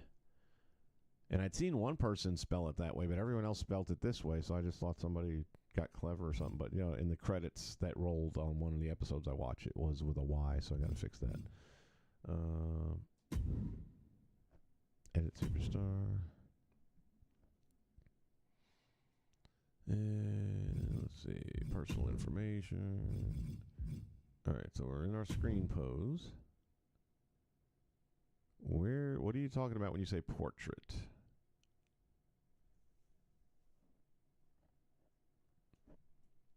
And maybe it's not here. Like it could be a 24 thing that it's not here in this one.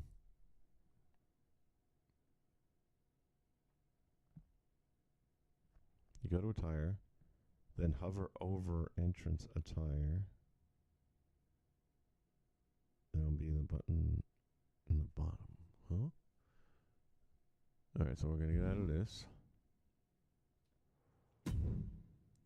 Attire. Hover over.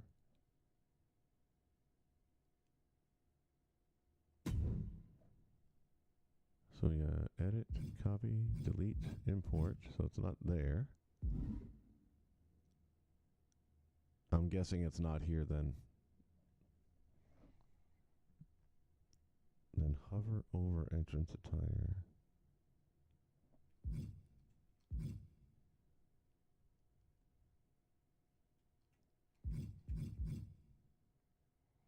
Here we can set referee, set casual attire. Or set as manager, but you have to do that in this.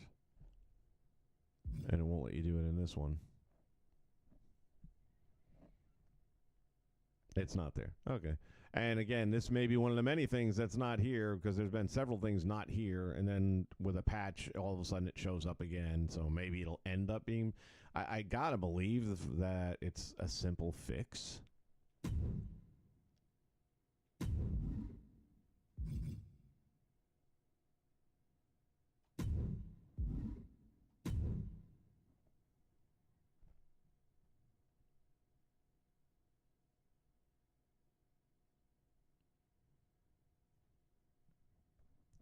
Create another attire slot where the entrance attire you made is the ring attire. Yeah, I thought about that too, but if I'm making another attire, it's going to be for in ring. Like I'm sure he was wearing white in WCCW, and I'm pretty sure he was barefoot there too. But I'll double check my video reference before I rely on my memory that much because I wasn't watching a lot of Lance Von Erich ever. And if not for the fact he was the IWF champion at one point in time, probably wouldn't be having him in this. But he was, so I am. Let's go real quickly over here to community. And maybe somebody's going to save me a lot of time and energy. Get rid of that. Moveset.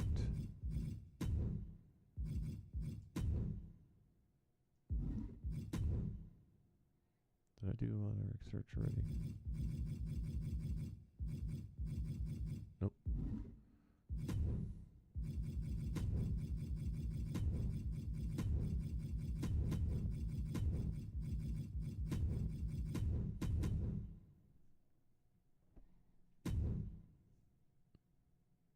Really?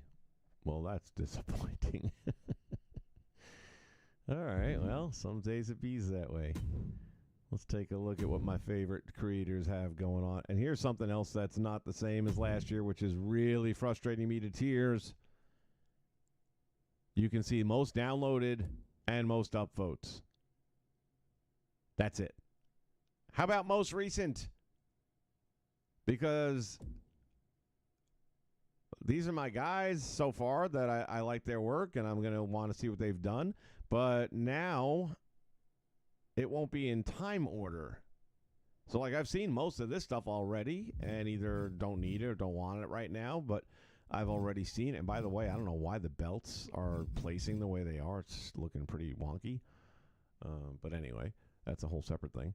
But now I've literally got to go through each page because while something they may have just put out yesterday, it might have been so good that it's moved up to page 3 already instead of page 12. And if I don't go page at a time, I'll miss it. Whereas in the past, I could do most recent and then just scroll through the pages until I get to the page where, oh, yeah, I've already seen this stuff. So I hope they fix that too. But again, these are all things that work perfectly fine. And it's a filter. I can't imagine it's going to create a major conundrum for them.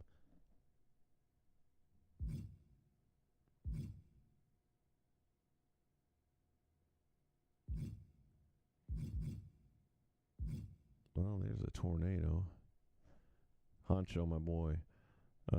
Which is weird because he'll normally have his movesets in there. Let me see. Maybe I didn't.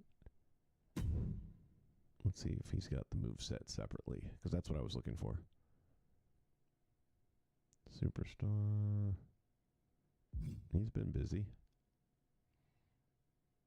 I gotta fix my axe as well. I gotta do a little bit more with this paint job.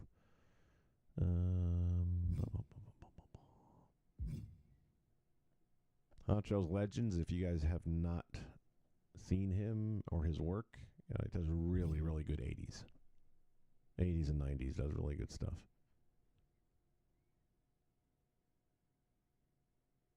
If I had a critique, I'd say that the body hair gets a little over the top sometimes, but other than that, and that's fixable. Moveset, there it is. Oh, he put it under Texas Tornado. Okay, fair enough. Give him the upvote on that. We're going to download it, and we're going to put it on Lance. Then I'm going to go tweak it later and just remove a couple things or tweak a couple things. But for the most part, that'll get me where I want to be.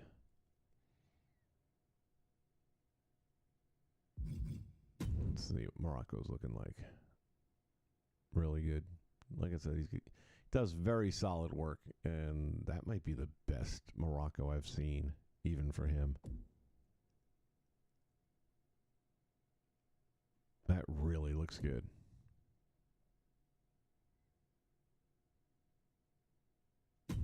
I gotta get him. Gotta get him. I'll find a use for him. I'll put him in the XWF or something, but that's just too good not to have.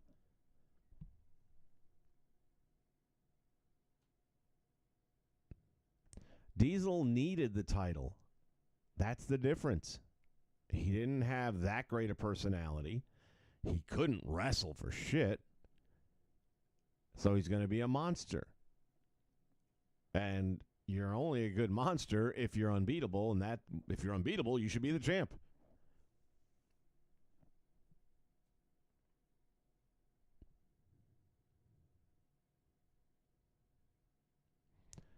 Miracle, let me tell you, there's a lot they could be doing with creation mode, especially with names. If you look back at those Legends of Wrestling games, they had 3 of them, I believe, that came out over a few year period. And they just got around all the copyrights in the world by breaking things up. So they wouldn't be able to put Undertaker, but they could put Under and then the word Taker.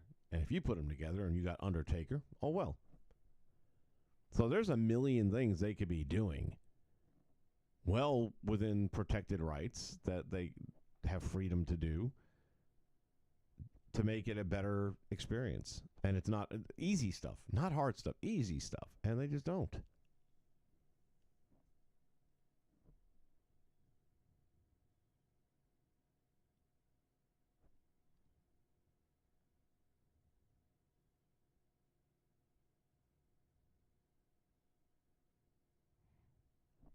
Yeah, again, I think they're going to end up putting the most recent thing back in. I think it was an oversight on their part, probably. It's just a filter. I mean, they already have 2 filters. I can't imagine a third filter is going to all of a sudden crash the game. I mean, it's them, so it doesn't take much for them to crash a game. Let's see what Brutus is looking like. I have no need for one. Oh, he's got the original Brutus in there, too. What hair did he get? That's right, he had short hair back then. Solid looking. Solid looking. Things like Brutus, the only reason I wouldn't download it is they don't have the music. And it's just, no matter, even if it has the entrance, and even if it has a great looking creative wrestler, if you don't have that theme song, it won't feel right. Demolition, there's a couple of songs that are, in the game that you can use that they'll work. They're not as good as the real theme, but they'll be fine. But with Brutus, you've got to have that strut and the whole song and that 80s vibe. I mean, it was part of the package. Even with Flair, I mean, I have to go back now, and I did everything in the showcase for, what was it? The Tamina one that will unlock all the Charlottes. And didn't realize that when you get to the natty part, it says keep her away from the ring for 30 seconds. Didn't mention, it just said keep her away from the ring. Didn't say you have to damage her to a certain level. So I ended up doing everything except that, which at least it allowed me to advance on so I could get Steiner, which is all I really cared about. But I want the Charlottes, so I get the better version of her music that more fits Ric Flair, which is her early version, which is pretty much the Space Odyssey theme with a little bit of a disco twist. Because the one I'm using right now is her current, which isn't horrible, but it's like all hail the queen. Well, say what you want about Flair. Pretty sure he's into chicks most of the time.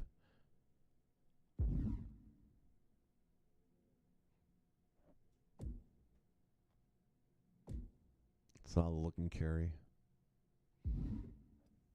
He's another one of the guys I really, really liked a lot.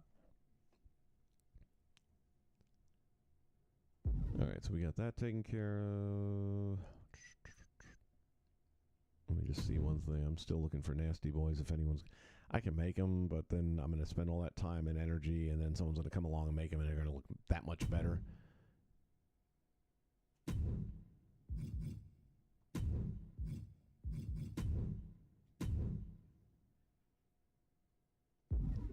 Let me try this again, because I know there's something there already. Let me back all the way out. Come back in again.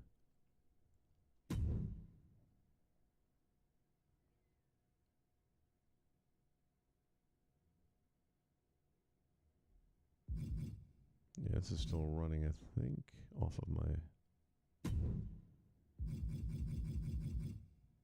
No, maybe not.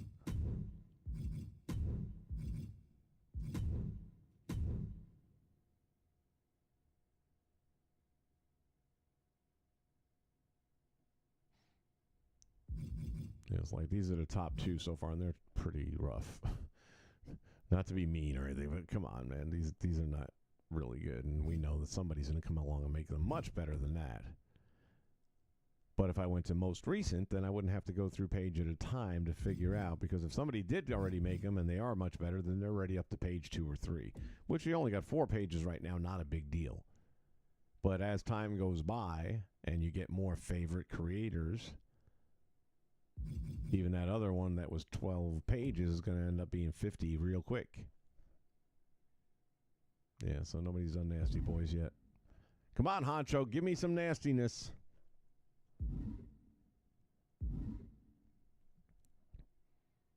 I just know I'm going to end up doing them myself, and then the next day there'll be some posted that are a whole lot better.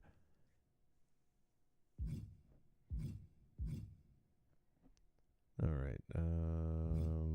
Back to, let's see, here. All right, yes, entrance. Superstar.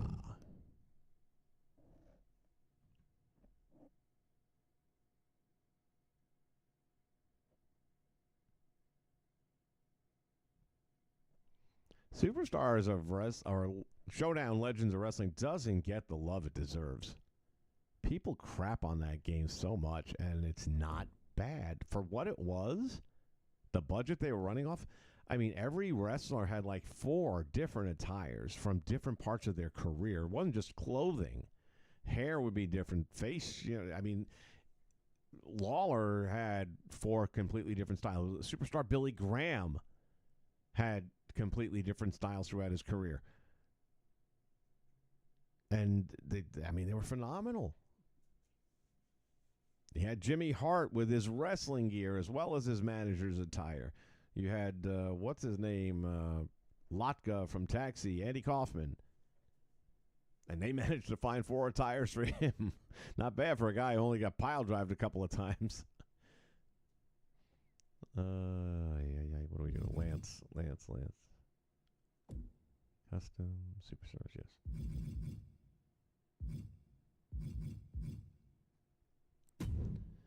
All right, we're going to get Lance an entrance in here. Ooh, that's loud.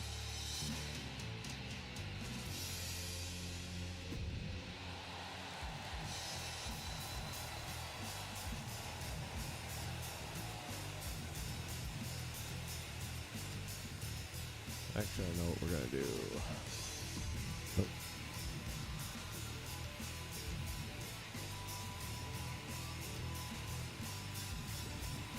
First, let's get rid of this.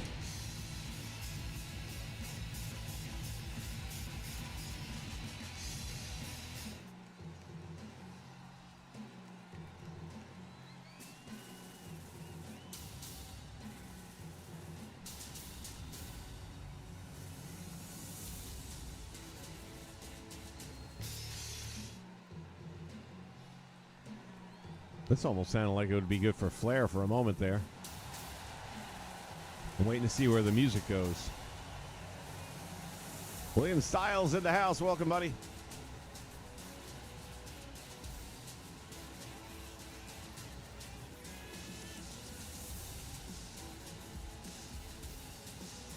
Yeah, that'll work. What the hell? It's something different. All right, now we're going to go to, I think they are under WCW siblings or WCCW.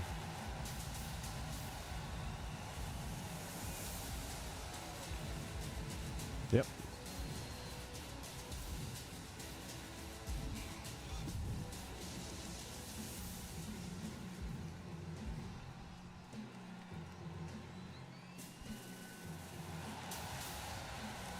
Yeah, that works.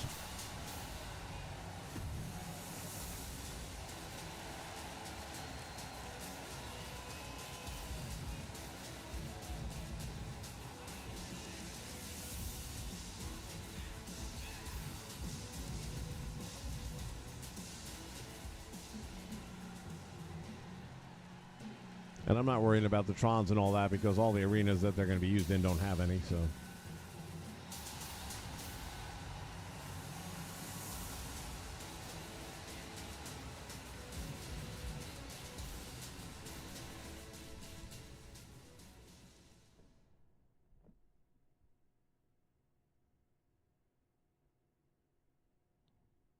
Yeah, Jusco, I wish. It'd be nice to be able to add theme music accurately. I mean, I can do it because I'm going through OBS, so I could basically just turn their music off. And there's seasons where I've done that, and I can run it through my mixer that I'm running my mic through right now. And the same way I can, do this with my microphone, I can do the same thing with the music and give it like an arena effect and all that kind of stuff. It's just tedious to have to. I'm already clicking enough buttons to make cutscenes happen and to do this happen. And if I had to queue up music as well and then commercial breaks, I'd be going out of my mind. I'm a one-man band, baby. But it is doable. And I've done that like with the ECW stuff. If I had the, not the Nasty Boys, what's their names here? Johnny Grunge and Rocco Rock. The Public Enemy. I would play the hot stepper for that because, again, it doesn't work without it. That's the only way that can work. The same thing with the Sandman. I'll play the Enter Sandman song. I wouldn't do it last year or this year because they didn't do the entrance right. They didn't have him coming through the crowd. If they would have had him coming down the stairs like they did, 10 years earlier, then I probably would have done that. But if you're going to give us the WWE version of him, might as well stick with the WWE music. All right, entrance victory. We already did the move set. I just needed to tweak. No, actually, I think I'm going to be good with that. We'll see.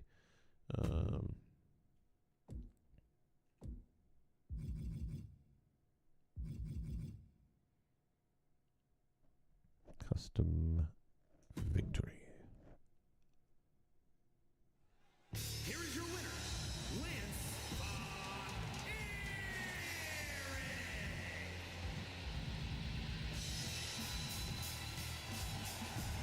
Here is your winner, Lance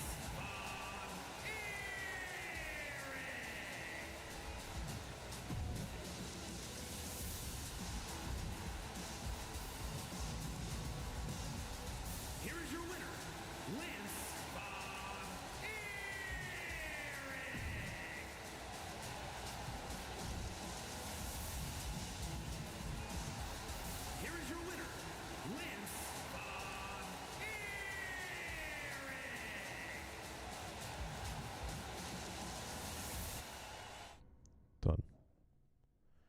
Dun, dun, dun, dun. William Styles, what's happening, buddy?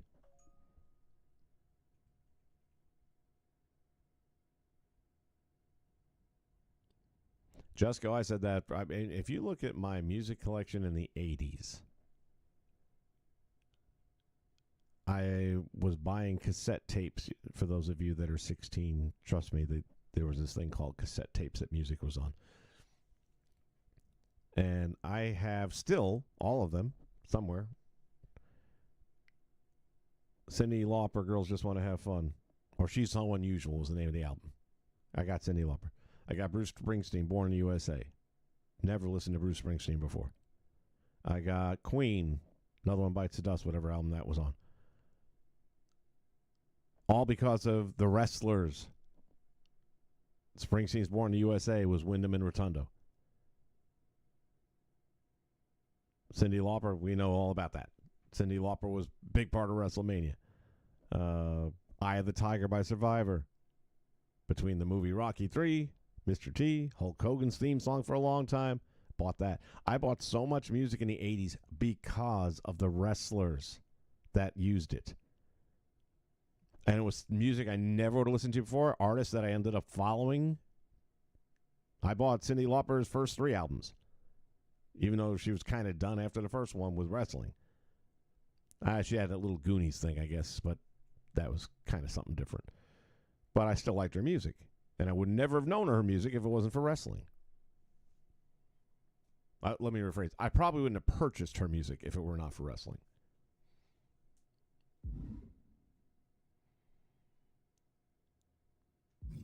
All right. I think that's it for Lance right now. I think he's good to go. We're going to take a look at some of the ones I've downloaded that aren't mine. Most everything is mine, but not everything is mine. Custom mail. All right, AJ Styles was mine. And, man, they have here in the game, in the default faces that you can choose from, one that was so spot on, I didn't have to do much. I wanted the young version to continue on from last year's XWF. And there's times in the game where it's like, man, I feel like he doesn't look like him so much, whereas here I feel like he does. But I didn't, and again, there's no face scans. I use 0 face scans. These are all just using the in-game pieces. And I feel like that's pretty damn accurate.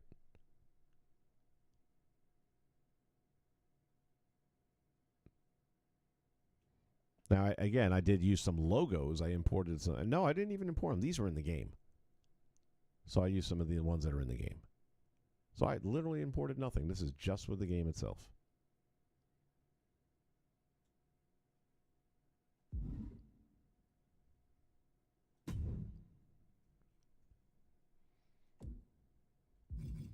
This is not mine. This is Honcho's, but we can take a look at it.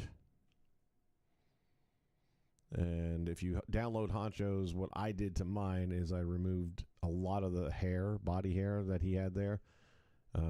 This is a layer that he added on, and I'm leaving that because that was the right amount. I felt it was over the top. He also had a lot of hair on the arms and stuff, which I get. Arn's a hairy guy, but it just didn't look right to me, so I just removed that. So I didn't do anything major. I didn't touch the face. I thought the face came out looking really sharp, looking good. And that's the Arn Anderson I'm using right now.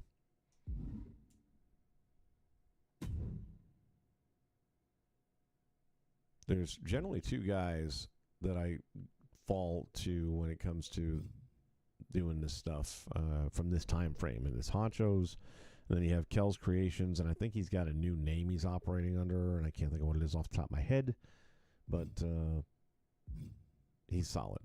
Does solid work with anything from the 80s. It's all good stuff. But Axe and Blast are both mine, and I do need to tweak this one just a little bit, if I can, without it getting stupid on me. Let's see. So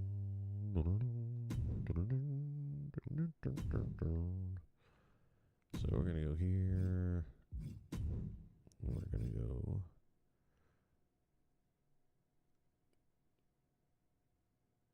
Wait a minute. Did I not?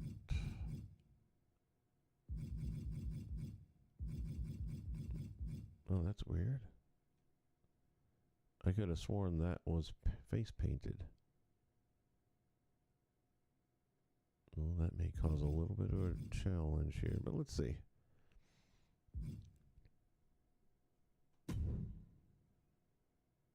All right, well, we're going to try a couple things here. Let's see if I can outsmart this thing.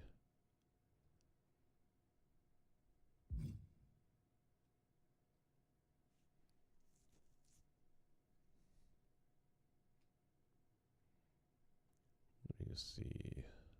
Color.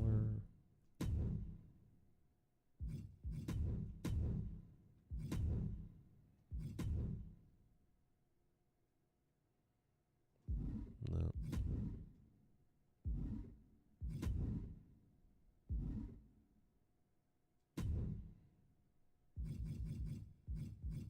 And again, all these things that are locked are like crap. Which I guess is a good thing. You don't feel like you're missing out on anything because I wouldn't be using it anyway. I just don't like having all these locked images in the game when I'm playing. It's a little more than I wanted to use, but let's try this.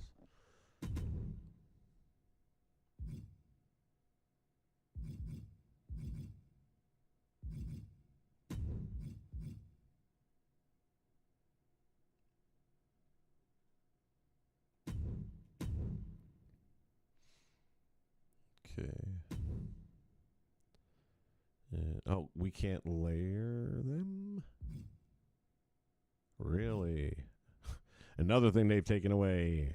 You can't layer a lot of things, including facial hair. You used to be able to put like 2 to 3 different mustaches to make the one you really want. And now it's like, which one do you want? Pick and choose. This is what you got. This is going to change things. All right, let's get rid of that. You got to find workarounds for this game, I'll tell you. So we're going to start with the face tattoo instead. Go to design.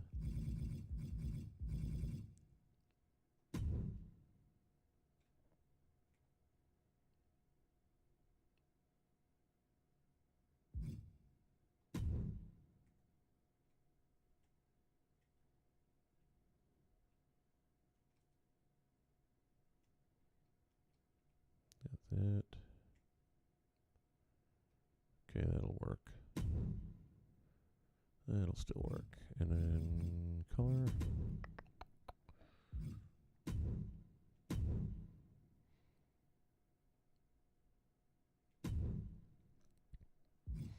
And now, hopefully,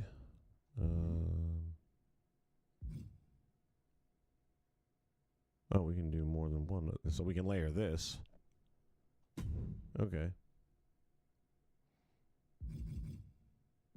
Custom images. Now, hopefully everything will line up. And if it does, then we're in good shape.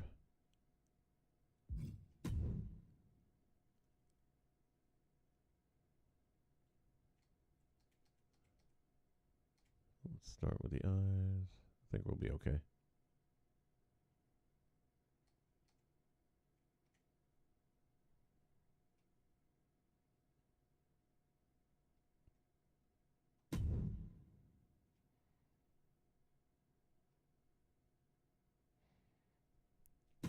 I'm better with that because the silver on the side wasn't as good as it should have been. Now I can go back here and I can just tweak the sizing up a little bit, hopefully. Here we go.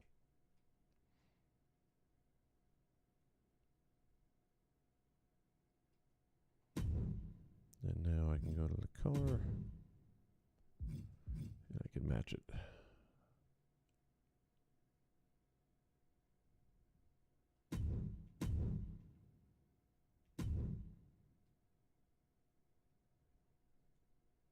Better than it was.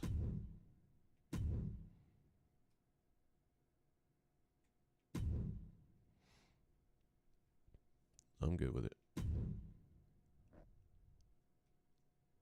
Don't turn your back on me.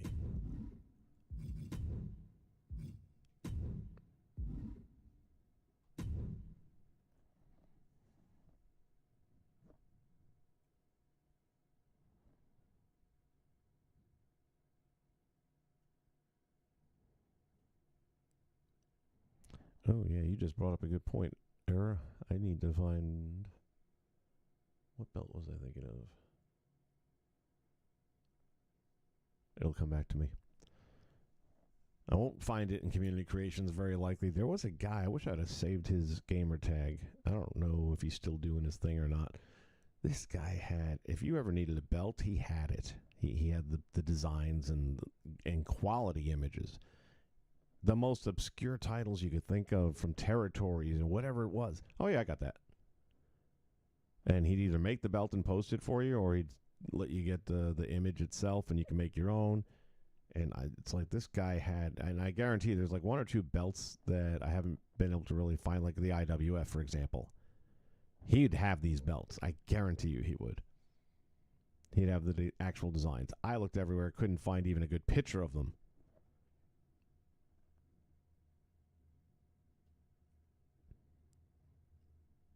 Yeah, AJ Styles, man, he's been around a minute.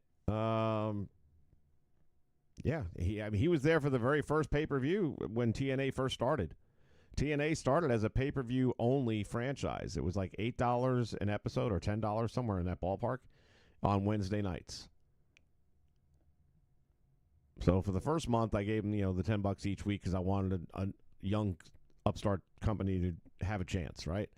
And then I'd kind of narrow it down to maybe once a month or twice a month after that because I still had to eat, and I didn't have that kind of money back then. But yeah, he was one of the very, very first. He's an original. When you say OG, he's OG when it comes to TNA. He has to have his last match in TNA. Has to.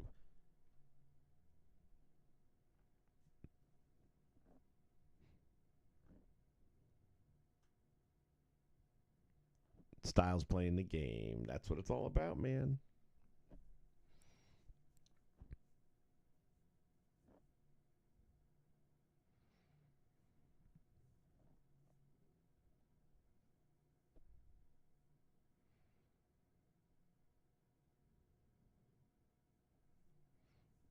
When you're talking about WWF, NWA, and AWA, 80s. Because that's when they were all good. Once you get into the late 80s, AWA is garbage. You talk 89, even 88, 89, 90, it's unwatchable. Because by then, Vince already gutted them.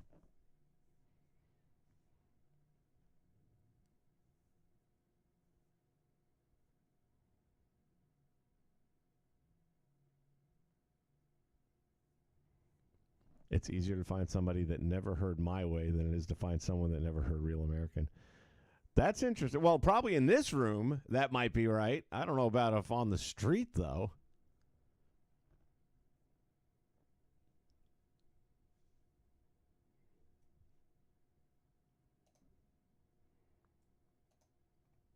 Speaking of Real American, we're almost at that point of the day. Not quite yet, but soon. Well, let me tell everybody something. America is back. 2024 was a great year. And in 2025, we made the decision to make America great again. And what better way? With real American beer.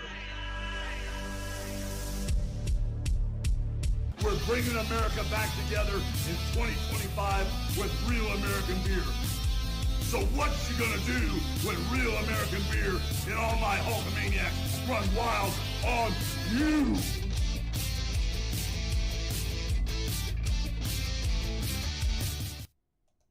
What you gonna do, brother? All right. I don't recall. This is not Honcho. This was somebody else. And this is the first time I'm really looking at it.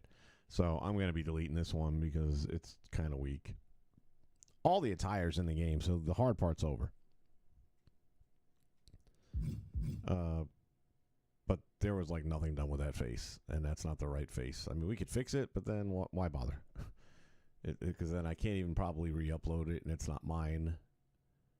But if I wanted one that badly, I can make my own. And I know Honcho's already got one up that is better. I don't know what made me download it other than the fact that I couldn't believe he wasn't on the roster. But that's another one. You kind of want the theme song to go with it. It doesn't feel right. Oh, and here's another thing that had me my hopes were up and then they were dashed. So if you've played through the My Rise, then you know that there's a portion of the segment where you're playing the female character. And by the way, I got to say, My Rise, the storyline this year is fucking brilliant. And this is what pisses me off. You didn't need to hide the Samoan. Well, that was in the showcase. But you didn't need to hide the Papa Pumps and all these other things in My Rise. Because word of mouth was going to get around that this story is good. I mean, really good and playable. And granted, I made a prediction early on, which came true. So it wasn't that they were doing a tremendous job of hiding swerves and things like that. I mean, I saw one coming a mile away, and I was right. But then they got me with one I didn't see coming. They got me with one where I thought I was going to have to make the decision, and I already said, okay, I know what decision I'm making. But all of a sudden, nope, never mind. It made the decision for me, and it wasn't the one I was going to make. So they swerved me on that one, and it was good. I still haven't got it to the finish line yet because I got my Steiner and then started focusing back on this stuff more. But, yeah, the My Rise is very worth playing. All right, let's get rid of this boss, man, 'cause this is just not good. Delete. Hopefully I didn't add him to a roster. I don't think I did. Yeah, goodbye. Gets us a slot back.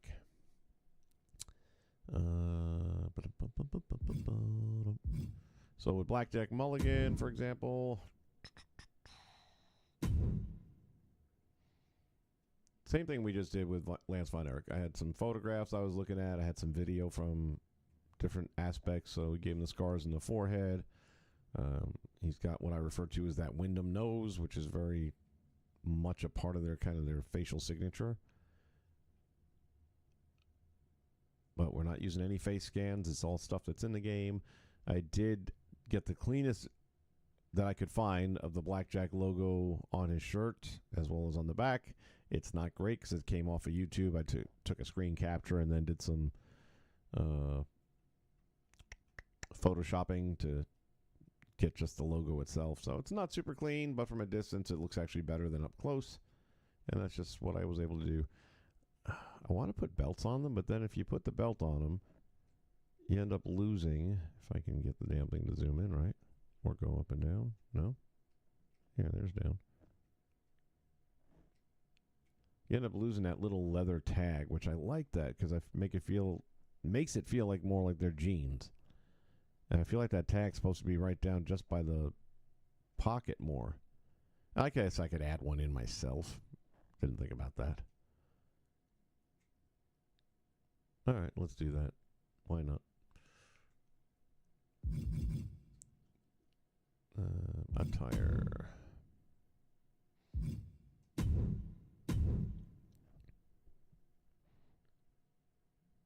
Yeah, I've seen his boss man. I'm gonna get that maybe after I'm done with this one right here. That's why it's called Caw Wars. You want to see which one's the best. Clothing, lower body, belts. And now we need us a westernish style belt buckle.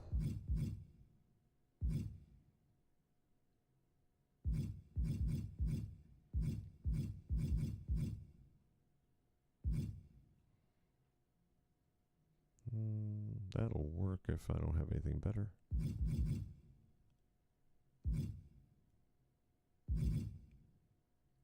Oh yeah, that's what we're talking about right there, I think. Yep. Winner. So we'll take that. And then we're just going to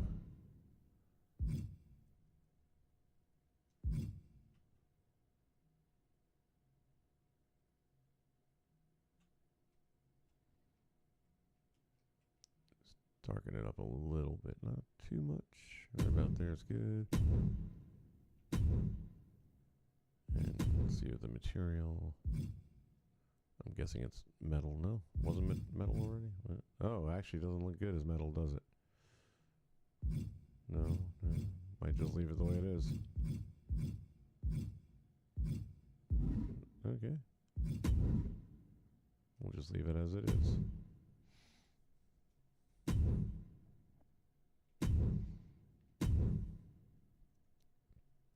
There we go. I'll probably end up doing the same thing then with the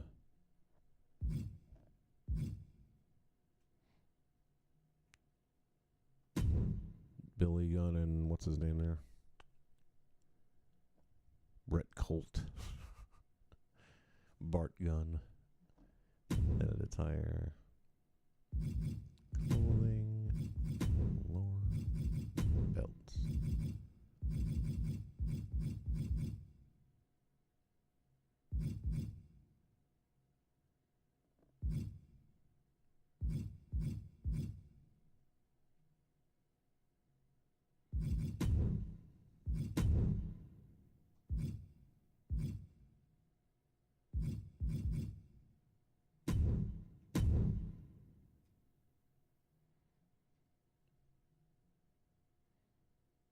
You know what? I'm not going to redo it because you can see a little bit of that leather there. And I think I'm just going to leave it like that.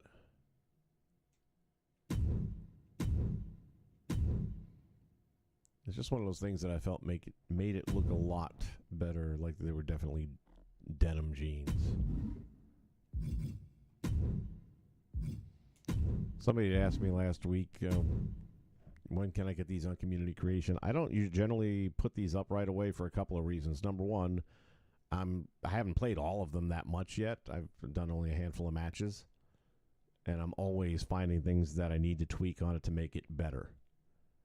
So I want to get to a point where, whether it's a moveset, whether it's logic, whether it's the attire, I want to get to the point where I feel like this is it. I'm done with it. This is where it's going to stay.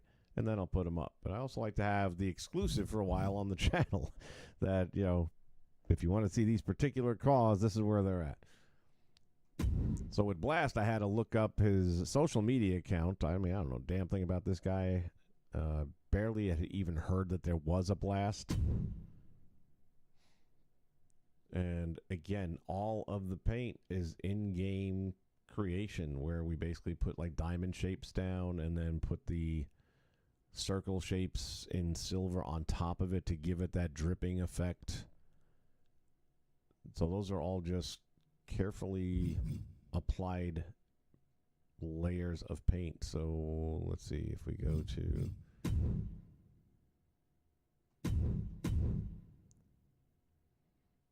our appearance.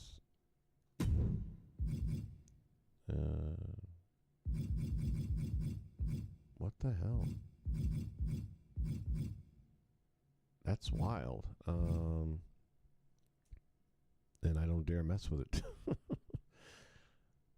So, yeah, it was one of these two, and I'm not going to mess with it now. I'm not figuring out how it's not showing up. But there are many, many, many layers of shapes that went into making that look. And normally they'd be right here. Let me just take a quick look and see. No, that's the paint, so it wouldn't show up there.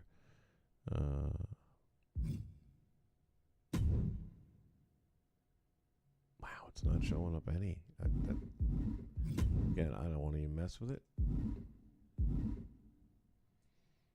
But I think you get the gist of it, hopefully. So like with the red on the top, I had a triangle. And then I took two... all right, so the base, number one, is the circle silver. That's the backdrop. That's what goes on the face first.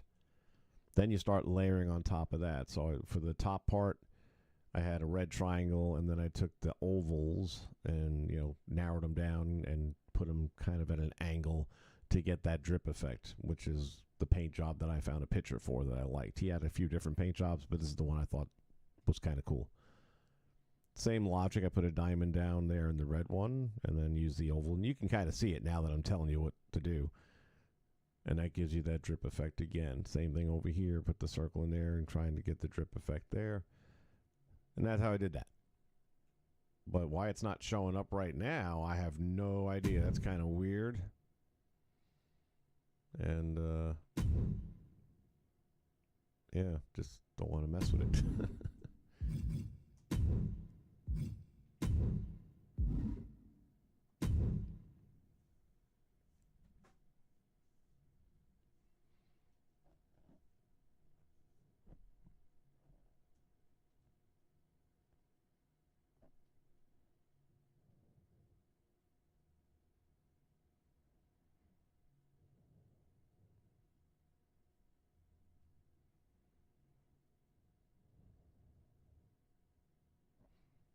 Yeah, you can't go wrong with superstars. I always did that one because and then you get a bunch of jobbers, and you don't even need a bunch. You get about 4. Don't give them names. Just let it be superstar because they're jobbers anyway. And what I would do is I would make my jobbers like famous jobbers like an SD Jones and Frankie Williams. If you don't know Frankie Williams, he was the guy in early Piper's Pit, like maybe episode 3 of Piper's Pit, where Piper has him out there and telling him, "You ever win a match?" No. Yeah, you never win a match, but you're still a professional wrestler. Why are you wrestling if you can't win a match? And then Piper ends up, of course, kicking the crap out of him. So that's Frankie Williams, and he's always one of those jobbers that I remember that he would always go out week after week and lose. So I make a Frankie Williams, an SD Jones, maybe the Randy and Bill Mulkey, right? So you have those 4. Then the Alta Tire, I would put masks on all of them, different kinds of masks. And now they become Ding Dong, or depending which masked kind of character I want to put on there. They could be the Ding Dongs, like the Mulkeys. I think they were the Ding Dongs as my alternate attires. And I'm probably the only person that actually thought the Ding Dongs were funny and entertaining. I liked the Ding Dongs. Apparently, that is like the ultimate betrayal of professional wrestling, because I am the only one that I've ever heard say it. But yeah, that's what I would do, because that way you're getting a total of, for 4 slots, you're getting 8 different jobbers. But the key is you just don't put a name on them.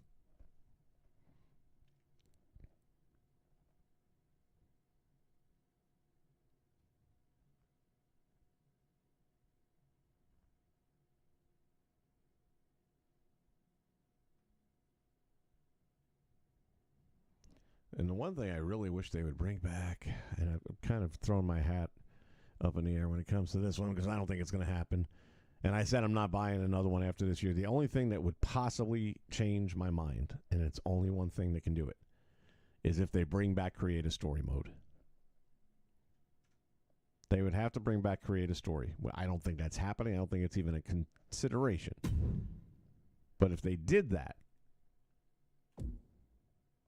then I would definitely be in. So that's Bart Gunn, a.k.a. Brett Colt. Chubby MC. Eddie, we got to change his name.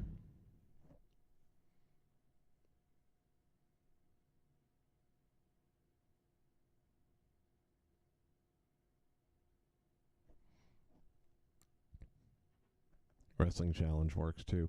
I mean, you can upload your own logo. That's easy. Just do a search for WWF. Which show was it we're talking about here?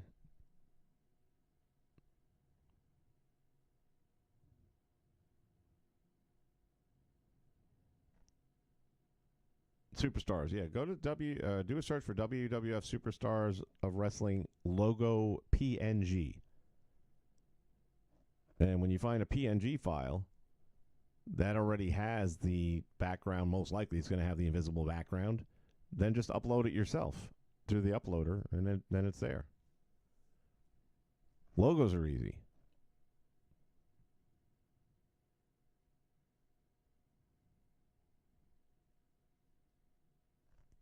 I have not heard that. And again, if that turns out to be true, that's the only way they get me next year. That is the only way. If it doesn't have Create a Story, I'm out. But Create a Story was friggin' awesome. And what was really cool is you could download each other's stories and play through them. And as we know, fans tend to do a better job of booking shit. I mean, things are a lot better now that Triple H and Shawn Michaels are running the shows than it was under Vince. But that all said, I think we, the fans, do a pretty solid job.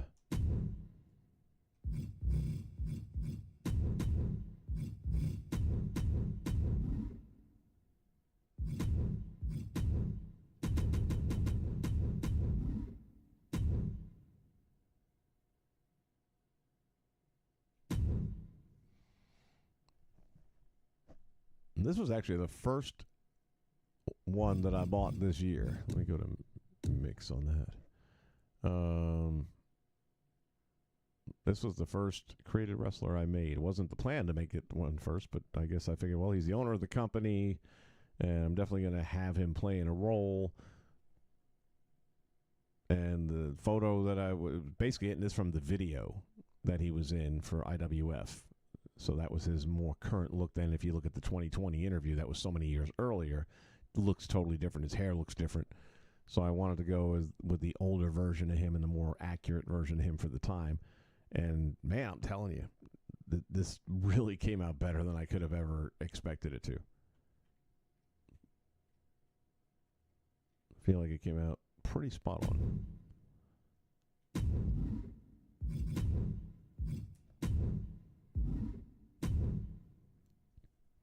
And I'm probably going to give him some sort of a wrestling attire. I've yet to see an Eddie Mansfield wrestling match. I haven't really looked. So when I get to that point, then I guess I'll figure out what kind of attire I want to give him. Don't think he wrestled. Well, let's put it this way. IWF, there's so little video available compared to how many years and shows they taped. But I have yet to see anything that way with him wrestling. Cliff Anderson, no relation to Arn Anderson, but damn has a strong resemblance to him. So, of course, anytime it's like CW, if you look like Anderson, you're going to be an Anderson because there's apparently 150 of them running around the world. Kip Winchester, again, that's Billy Gunn. That was just the name he wrestled under. This is Honcho's, Greg the Hammer Valentine. We saw that earlier. Let's take a look up close.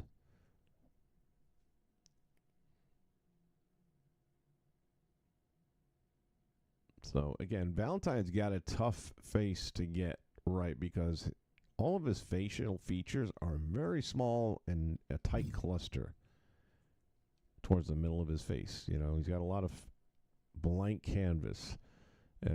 Eyes are very close together. The nose is very small and tight together. The lips and mouth are small and all that.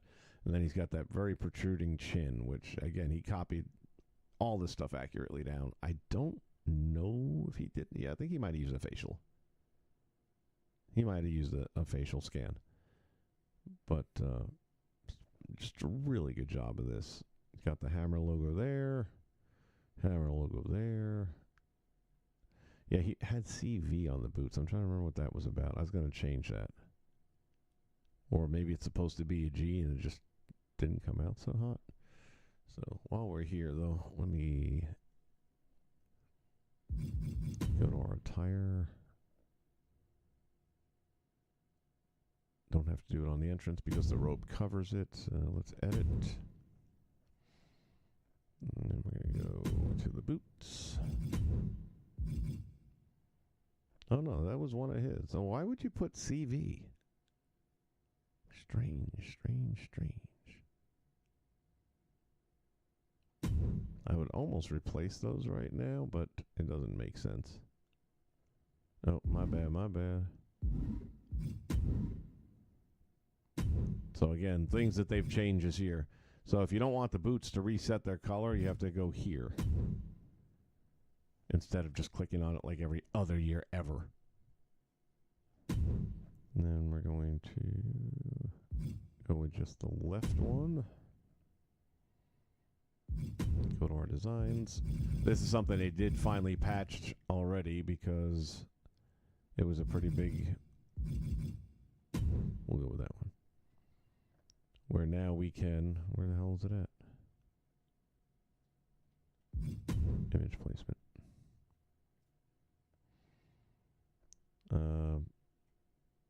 Make it a little fatter and a lot shorter. So now we can change this logo and make it vinyl or leather or glitter. And you've always been able to do that. Just not when the game launched. I was definitely not happy about that. But then they fixed it. So there's hope that they're going to fix the rest of the stuff that's not right as well. Let me go with the color first. Actually, maybe not. Let me go with the material first, because I'm going to say... We'll go with vinyl and see if that works.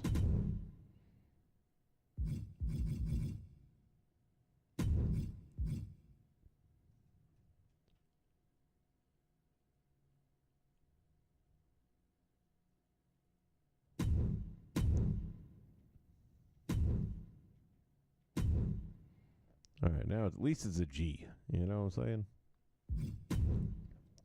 Oh, wait. Go back.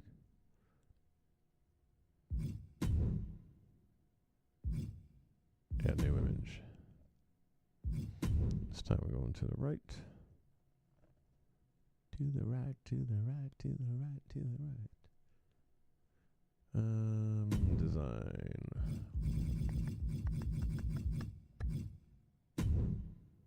So far not hearing any wild weather outside yet.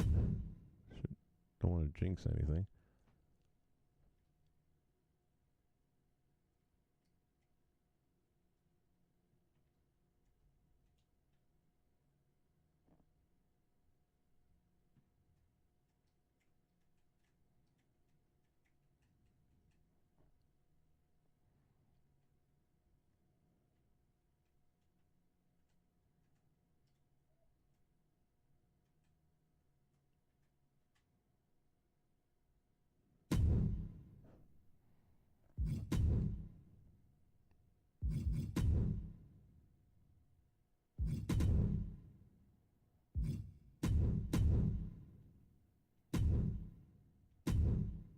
All right. So that fixes the boots. Be curious to know why he went with CV.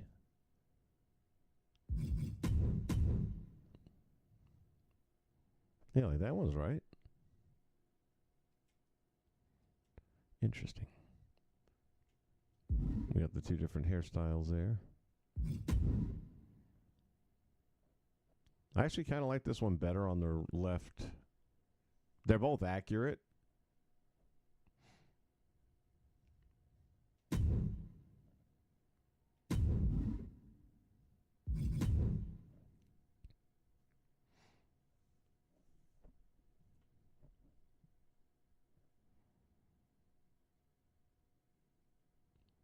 Yeah, I mean, the roster this year, I have nothing negative to say about. Well, until you talk about DLCs with NBA players, okay.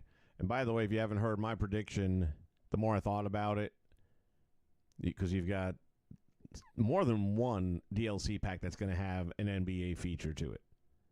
So I feel strongly that Rodman and Malone will probably be in the first NBA option.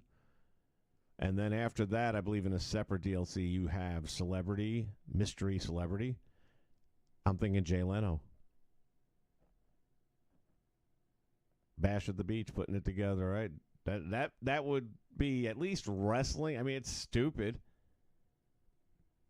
but at least it's all wrestling related, as poorly wrestling related as it is. So that's my predictions.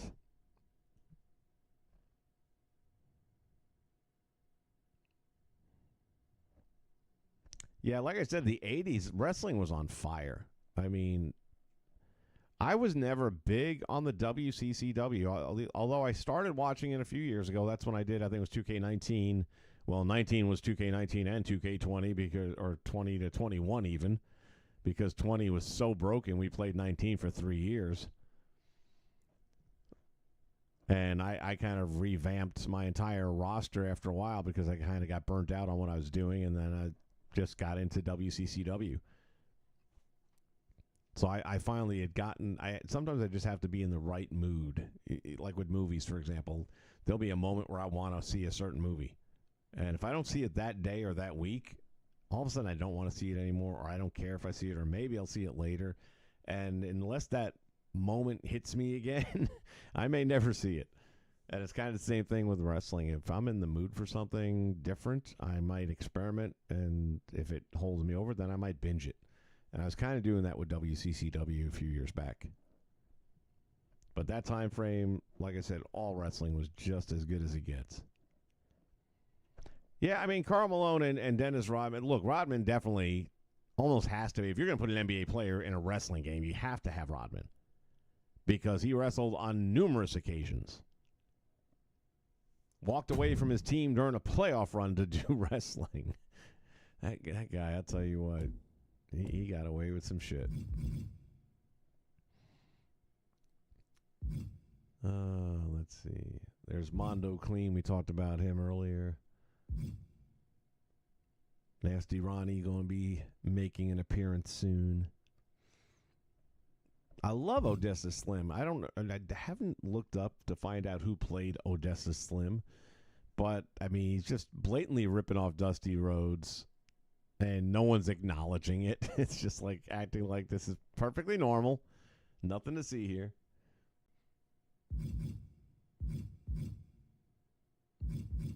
There's our Rob Van Dam.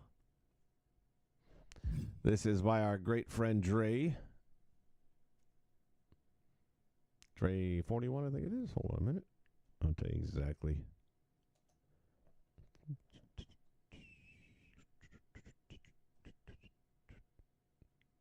Yeah, Dre 41, this guy. Attention wrestling fans, if you're having a great time here on the Nation Network, then we encourage you to go visit Dre 41 right after this program.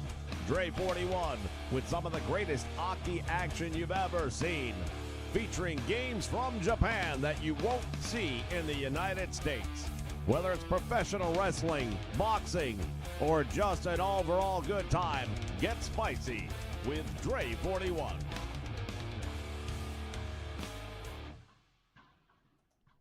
Yeah, if you haven't checked him out, you need to. This is his work. He does really, really good when it comes to like logos and stuff like that. And face scans, all that. I mean, he's the man. He's definitely one of those guys. Been a friend of the channel. He's come on, done some interview time with us on different subject matter with the games. He is working with the Wrestling Code. He's doing all of their artwork for their wrestlers. So, very talented individual, funny guy.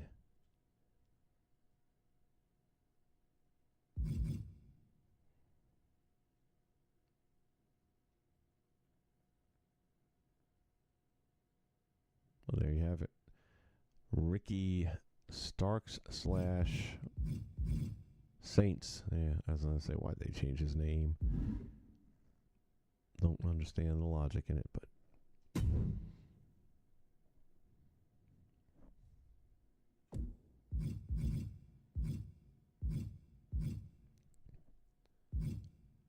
And that's pretty much the bunch of them there. Like I said, with Tully Blanchard, also from Honcho, I did change the hair. I just like this one better. I've always used it for Tully Blanchard in the past, and just decided to stick with it. You know, Mayo, there'd be good and bad about it, and I don't know that I would want territories anymore. I still want to see independent wrestling. So I would like to have a strong independent scene in the state of Florida, in the state of Georgia. And yeah, once in a while, and kind of treat it the same way. Imagine basically 50, well, you never had 50 states really, but even if 15 states have their own variation of an NXT type program. And I mentioned on the last stream, LFG, if you're not watching it, you're missing it. LFG is a great show, much better than I thought it was going to be. Much better. And yeah, it's reality television, so all reality television is scripted. I don't care. And it's wrestling reality, so it's definitely scripted. But I'm not sure exactly how much of it. In other words, like the guy who's a bit of a dick, I think he's probably really a bit of a dick. He's not necessarily playing that so much, but he has a ton of personality. Now, earlier on, I was showing you the face that I started the Rob Van Dam out with, and you may have looked at that going, that looks like an African-American guy. How are you going to make this work? Just reshaping a lot of things. Again, looking at reference material from this age bracket. You know, this is back when he was like 20 years old. So trying to find all that stuff, because I was going to just use the Rob Van Dam in the game, but then it's like they're calling him Rob Van Dam, which I forgot. Even when he left IWF, he went to, I forget what other wrestling promotion, and even there they were calling him Rob Van Dam for a while. So for me, I felt like that would have been a really good thing to capture accurately for this, and the only way to do that is to make my own. And because a lot of the parts are there, it's easy to do. He had very brown hair as opposed to the darker look that we see in ECW and later. And he hadn't got to the airbrushing yet. He had just plain black unitard there and no shoes. And then for his entrance, he had the red karate gi with the black belt. Didn't notice any logos or anything on it, but again, the video quality is pretty rough, and he had the robe off rather quickly, so if there was something on there, I didn't get a look at it.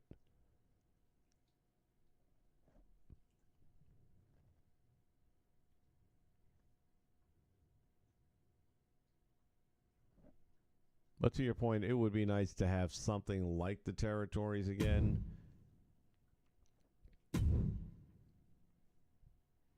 NWA had a chance. You know, Billy Corgan was starting to try and get that to happen again, because you do have NWA Championship Wrestling from Hollywood. You have NWA Championship Wrestling from Arizona, I believe. You had the Billy Corgan NWA there out of Atlanta, Georgia. And they were starting to work together, and they were starting to do interpromotional stuff. But then, man, his program just went off the rails, man. His NWA is unwatchable. It is bad.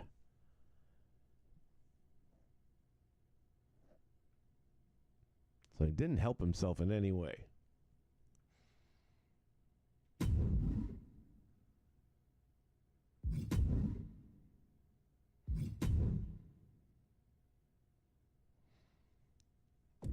All right, we were going to get Honcho's Big Boss Man, I think, is what I was going to do. I don't even have a plan for him or anything. It's just, like I said, that was the name missing. That it's like, really? Out of all the names you're going to cut? You got to make room for those NBA players, I guess, right? Because that's what we all want. We want some NBA in our game. Outside of Malone and outside of Rodman, and I can't stand the son of a bitch personally, but you almost have to have, what's the dumbass's name now? Gonna take his talents to South Beach bullshit. LeBron, piece of shit. He was the reason I stopped watching basketball. Who made this one? Slipknot? Gotta admit, that looks pretty damn good. I don't see me doing a Brock, though. At least not now. Maybe some point in time, but I don't... Yeah, not vibing on Brock right now. Yeah, I'm saying that pack is going to be freaking fire. You got JYD, you got Tito Santana, you got Mr. Wonderful Paul Orndorff. JYD... No, he's never been in a 2K game.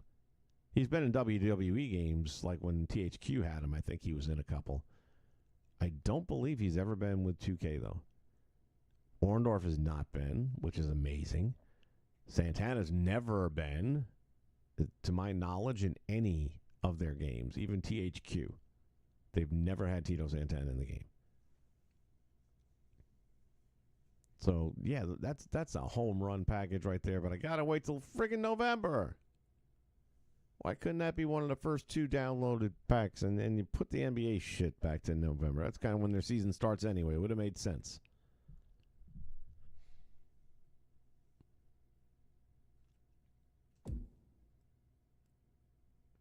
Now we're looking here at the overall. These aren't just my favorite creators. These are overall top few pages. That's a good-looking Jeff Hardy. Of Halloween, of course. I got a favorite, Halloween. Halloween always does great work. That's one of our steady eddies. This looks pretty good, too. Who's this? Converge Cause. Never heard. I'm not an AEW person. I don't know a lot about Takeshita, whatever. But I can tell just by looking at that, that's good work.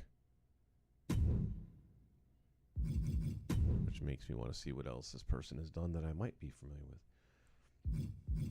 All right, Samoa Joe. I know Samoa Joe. I'm not sure that looks like him, though. Don Callis looks solid. Are they still doing the hook experiment, man? They haven't let that ship sail yet.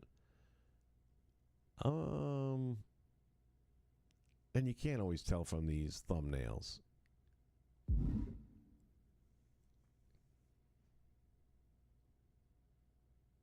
It's not terrible.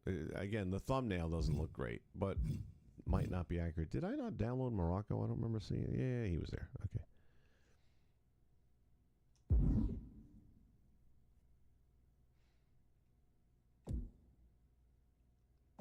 Like I said, I'm sure that looks like him.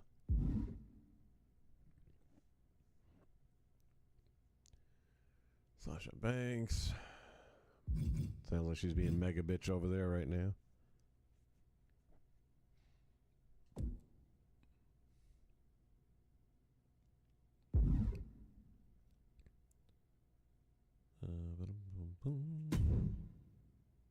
Highlight.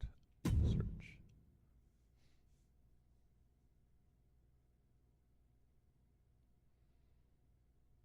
There were days where I could just do hours of this window shopping, just going through everybody's creations and seeing what's what.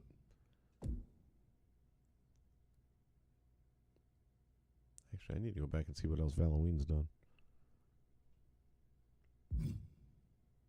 It's another good Hardy.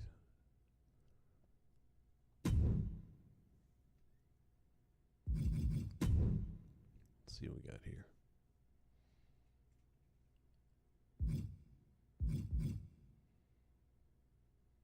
Gotta admit, Moxley looks good. I got no use for him whatsoever, but it looks good.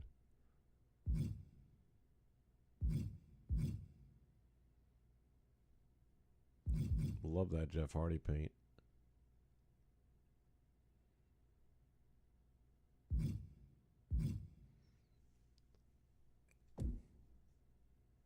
Looking to get a Sting, but Surfer version this time around. I've done Crow version for years and years on, and I've dabbled a little bit with the Surfer one, but I feel like I want to go back to that version of him for a while. Edge looking really good. Again, Halloween does top shelf work. Look at this. That is exceptional. This almost makes me want to download an Edge, and I have no real use for Edge.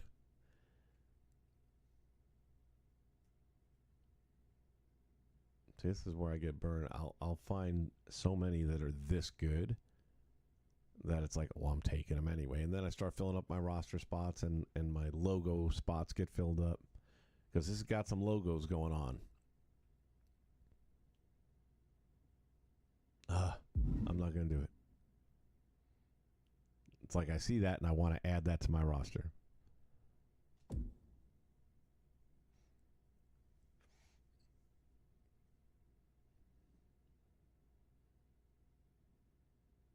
Man, that looks so good.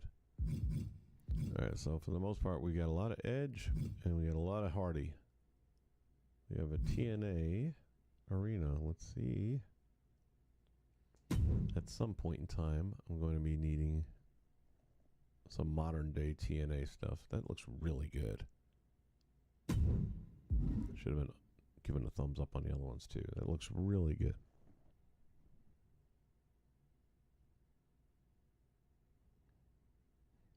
Yeah, I'm thinking Mayo the same thing. I haven't unlocked them yet. I'm guessing once you complete the journey, they unlock because I've already kind of seen them and that kind of thing.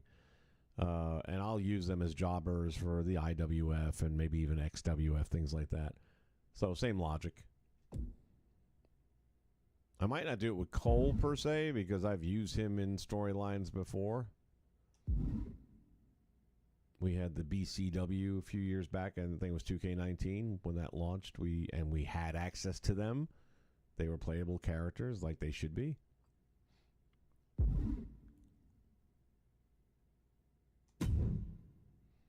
right, this time around, I just want to see the overall top 10 pages, right? Yeah, here we go. So let's just see what the top 10 looks like. Joe Hendry again. A lot of people use the chest hair in the game, and it just doesn't look good. It's no one's fault. I mean, it's the game's fault because they made shitty-looking chest hair. I did see an AJ Lee. This is probably it. That looked really, really good. Somebody highlighted the video. Nope, not this one. Not that one. But there is one out there, and if you go to Smack Talks, I think it was his. Maybe not. one of these people posted, top 5 creations you have to download. And I don't think it was Smack Talks. But anyway, they had an AJ Lee, and it did look really, really good.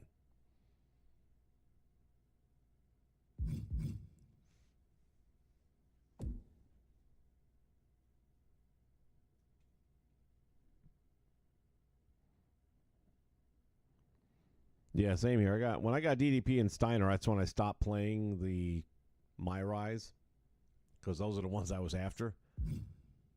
And I will go back to finishing it. It's just that's what I needed in the moment.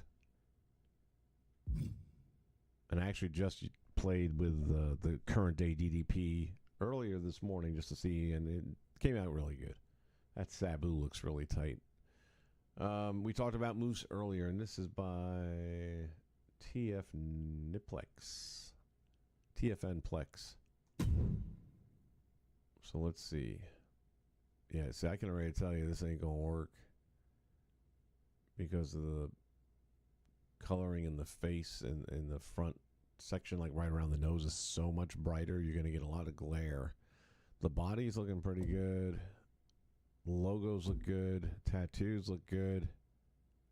I wish you could rotate these figures to get an idea what the side profile looks like.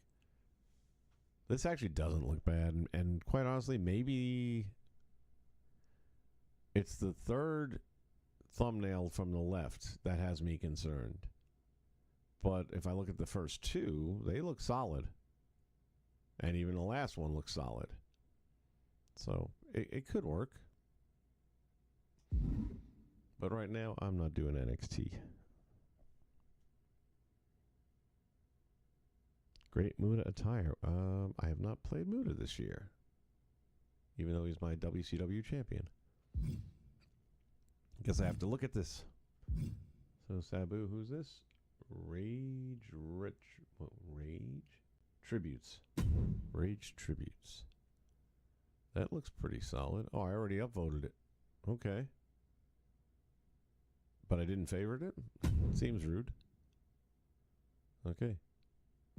What else he got going on? Well, maybe he didn't have any other content. That's another possibility. Let's see. No, he's got some.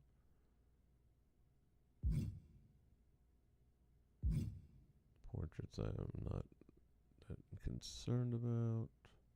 He's got 3 pages here. Let's see what else he's got. Images. A lot of portraits.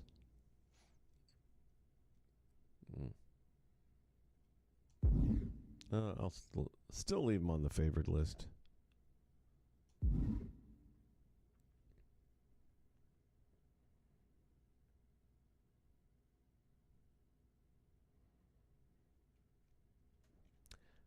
Luger did wear that outfit during the Nitro days.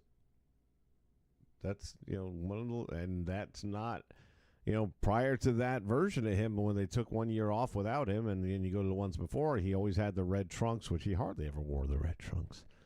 Out of all the looks he had, you picked the one that he least likely wore.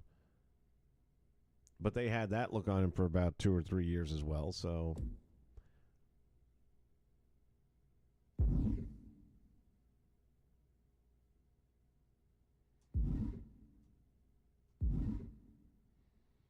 All right, let's see. We wanted to go to Muta. It's probably going to be under G for great. Yes. There's an Alta tire. Well, let's start with the first one.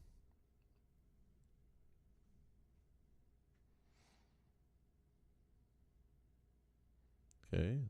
Pretty sure it's the same as last year, is it not? And I remember when Muta first came to the United States, because he came right here to the great state of Florida. He was part of Kevin Sullivan's ensemble. Or I should say Oliver Humperdinck. I take that back. I think it was Oliver. Well, Sullivan and Humperdinck worked a bit together. Yeah, I feel like these are the same as last year. Correct me if I'm wrong.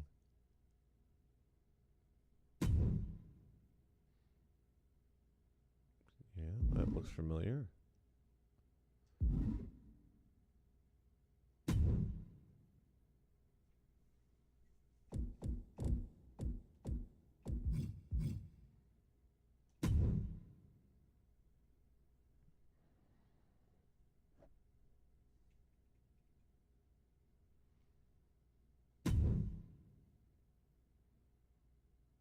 Yeah, I feel like it's the same attire as last year.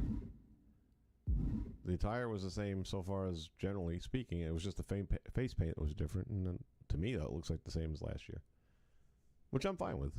Just having Muta in the game, massive win.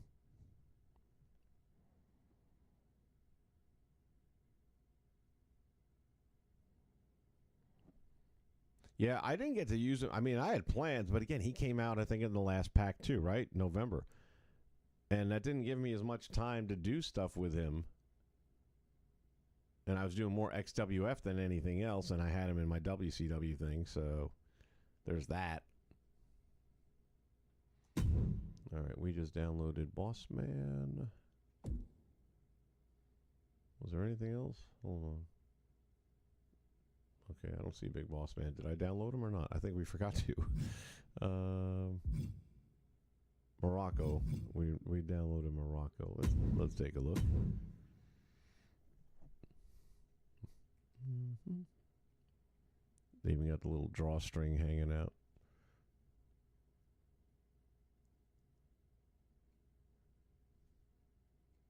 Finger tape. Morocco was famous for that. That's where he hid his blades. I like the hair choice. Oh, wow. That's really perfect. Yeah, look at that face. I mean, this is spot on. So well done. And this is one of those where I wouldn't even remove the body hair because he really was a furry dude. But this is such good work that I'm going to have to write him into the XWF somehow. I got to get him seen. Or I've got a WWF universe that I haven't done anything with yet. But I'm leaning towards stocking it with like the Samoans and the Peter Maivia generation. So I could put Morocco into that one. That looks really good.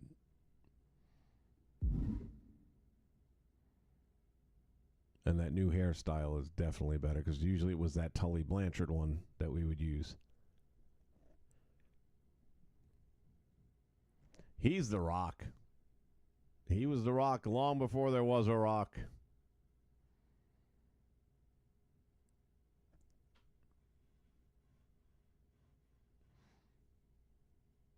I mean, I always grew up with him as Magnificent Morocco.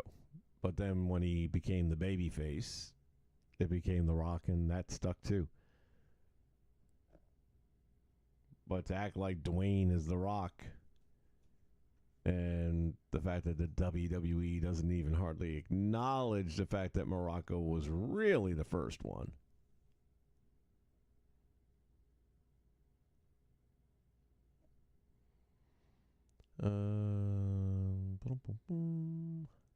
Let me just take a quick look if there's anything else, then we'll go get the Big Boss Man.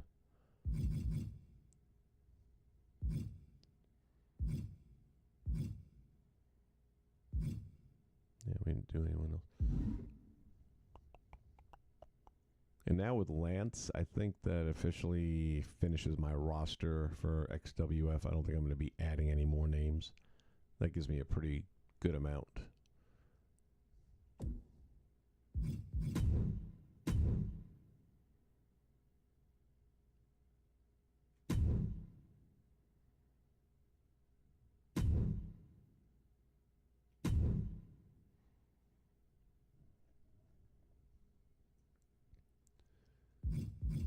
All right, there's his Boss Man. Did he have anything else I needed while I'm here?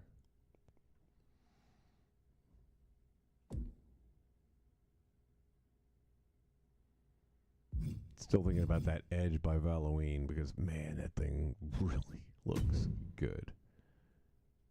I just ask myself, am I going to use it?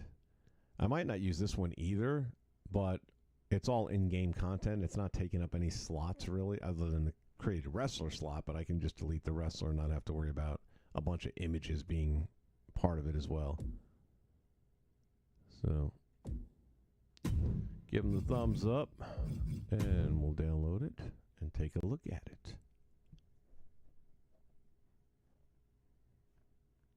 Do I plan on any? Well, like I said, I've got other universes set up. I don't know when I'm going to kind of work them in, but they're totally separate story-wise and would have no affiliation with the XWF or the IWF.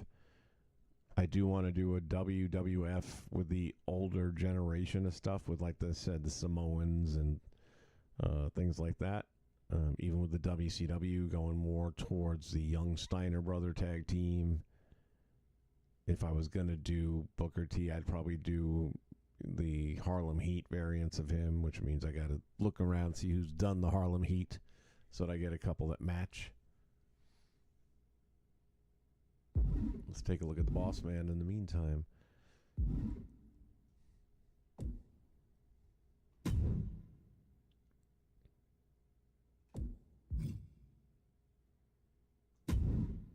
I got a feeling we're going to be serving hard times in a minute. So, yeah, you see the difference in the face. I mean, he actually put the time in. Night and day difference. And by the way, I got my Boss Man story. For anyone who hadn't heard it before. I've told it a few times here. Back in the, since 87 to 2004, I was running a small 150-room hotel here in Central Florida, just down the street from Disney's, at the time, MGM, now Hollywood Studios, where they would film, in the late 90s, the Saturday morning TV shows for WCW. And my girlfriend at the time worked the front desk there, as did I, just different shifts. And she tells me one day, so the big boss man checked in today. I'm like, are you shitting me, really? Yeah, he wanted me to go to his room. I'm like, and what'd you say? She didn't like that answer. So big boss man tried tagging my girlfriend. Didn't happen. Ray Trailer, I kept his registration card as a souvenir. And I had that up until a couple of years back. I found it going through some junk in the closet, and I was like, what am I keeping this for? I threw it away.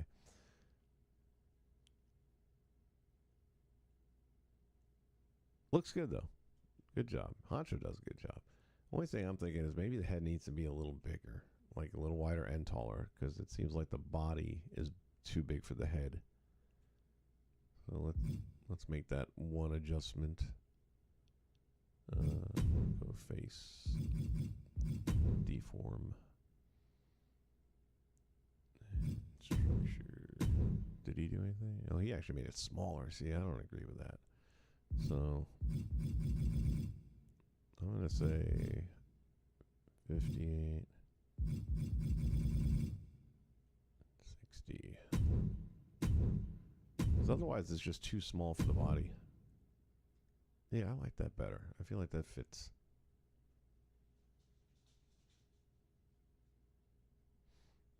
So, small details.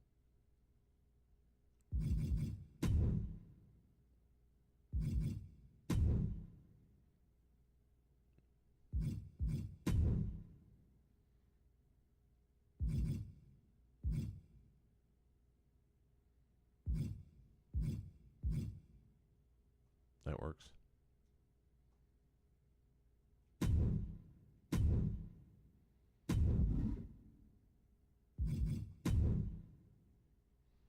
Boom.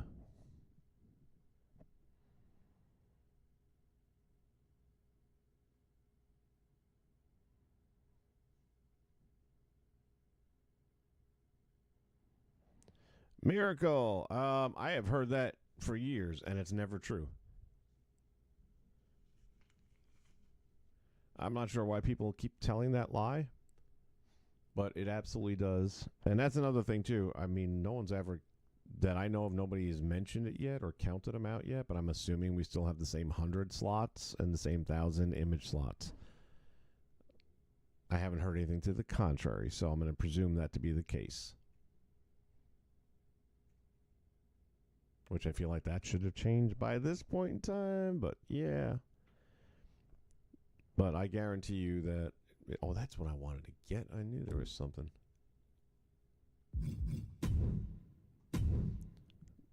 So people like Status have made the not playable characters like Stephanie McMahon manager. They didn't have a playable Stephanie in the game. Go figure.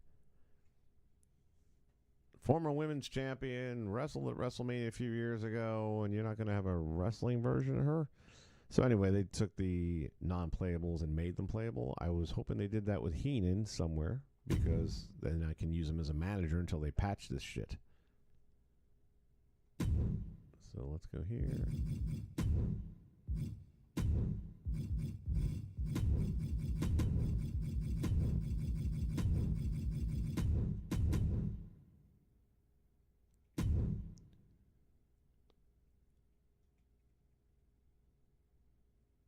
Really? Oh, here he is. Maybe. Got a bad feeling about this. Let's see. No, that's Heenan.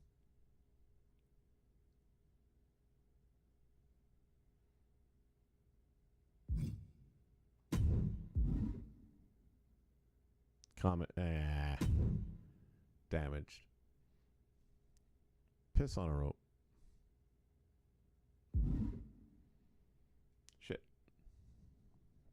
I was wondering why, because... Let me see.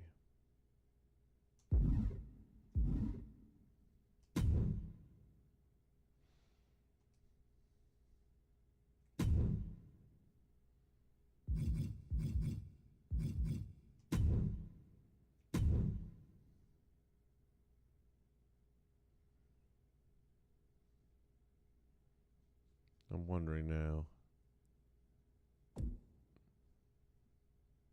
You know, Status got in a lot of trouble last year, and maybe that happened again because all of the non-play... Well, no, all this is still here.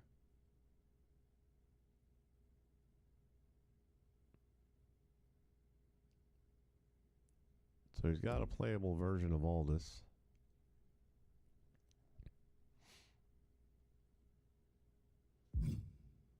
But I don't see any of the other, like he had the referees playable, he had the Kathy Kelly playable, and those aren't here no more. So maybe there was some backlash for that, like last year when he had the women intergender a year too soon.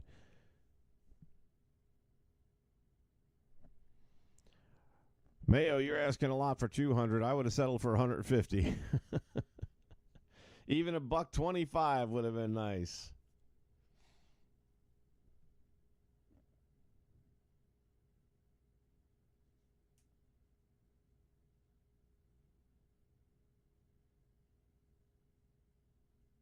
Okay, so what were they saying on the show? Did Status have to take those down? Knew I should have grabbed them. I wasn't interested in any of the wrestlers or any of that stuff. Or the referees, rather. But some of the... Like Stephanie would have been good. Trying to remember who else they had that I would have wanted to get. And I just figured they would be up there and I'd get them later. Status does like to step on toes. You would think after last year... Now, he's generally good about talking to the devs and saying, hey, is it cool if I do this?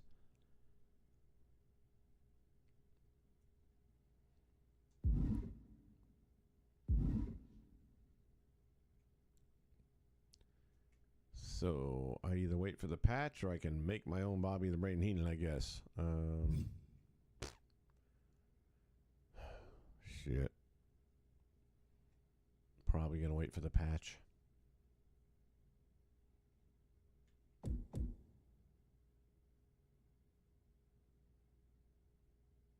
Yeah. Doesn't seem like it's a worthwhile investment of my time because I'll end up making a Bobby Heenan and then 24 hours later a patch comes out and he's in the game. So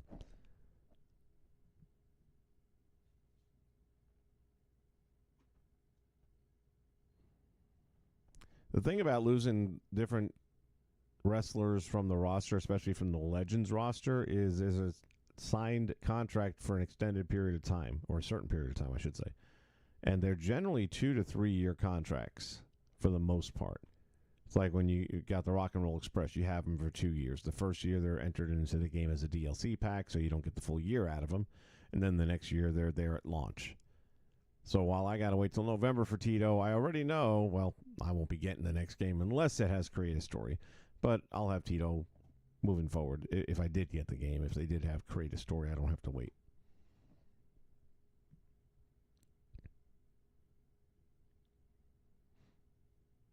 Starting at Mania. Well, or I would start day after, realistically, but whatever works.